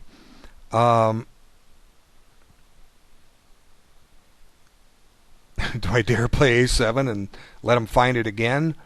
How about if I just play King f5 and get rid of that possibility? Or, well, no, wait, no. It's no longer a mate threat. My king has retreats available.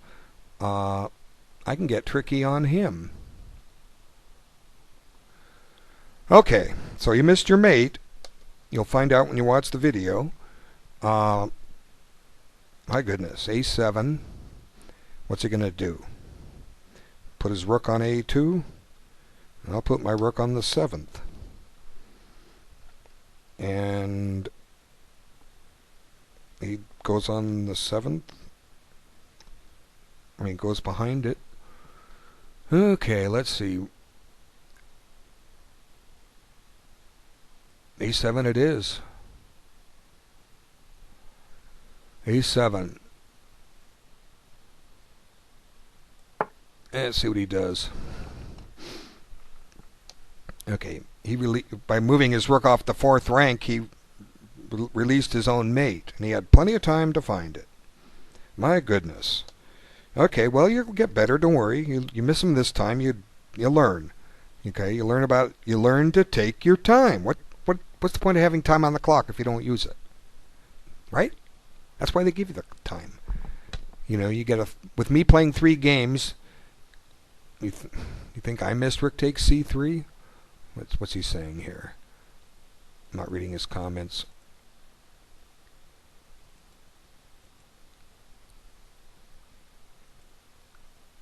h3. I think you missed, maybe means rook takes h3. Well, no, I got mated if you did that. You nut. You didn't see that. I saw it. Okay. A7. He's got 11 minutes now. So I can see now my passed pawn on the 7th rank will eventually cost him his pawn on h2, in which case we, unless I go and allow another mate, should end the game in a draw. We'll reach a theoretically drawn rook and pawn ending. Okay, so let's see. He can't take a rook off the 8th rank. I'm going to queen. And for him to have any kind of a threat, he's going to have to get a rook to g1, and that's easier said than done. Let's see. So you can't put the rook on e8 on e2. I queen. So let's see. If he plays rook a8, I play rook c7, or even bother him and play rook a6. And I tie his rook down. Okay, played there. Well, now it's just going to go into a draw. Let's see.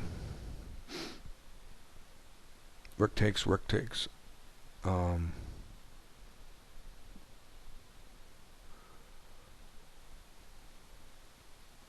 about if I go behind it? Let's get a set of rooks off. Okay.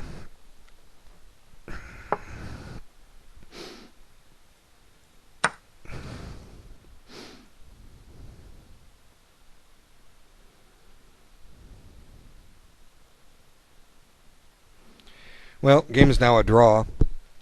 So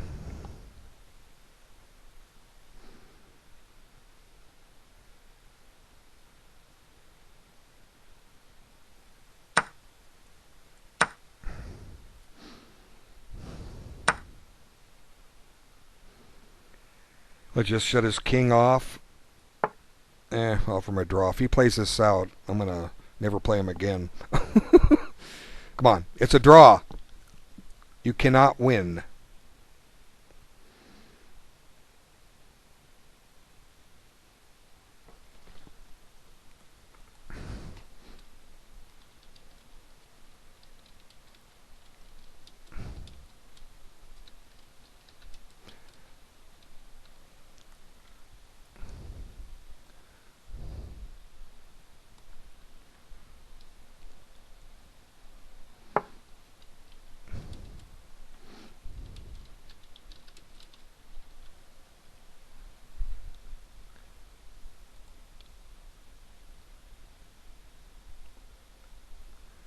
He's going to decline? Oh, my God. Oh, come on, guy.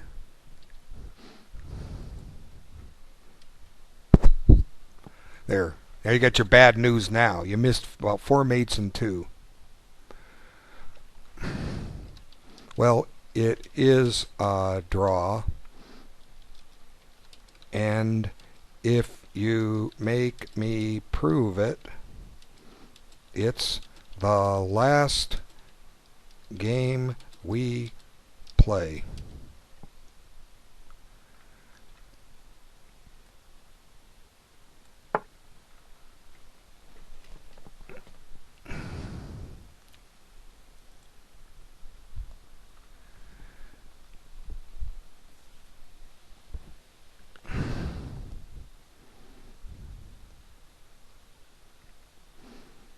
Well, it's up to you.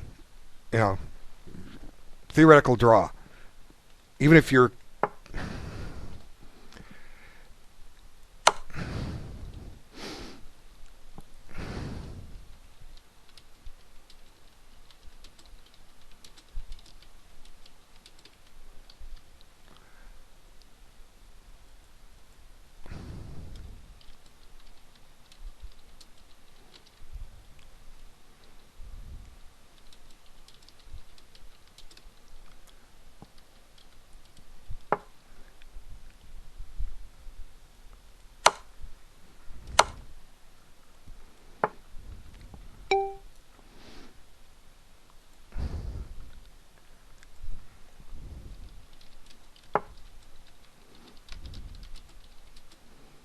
You wanted to play.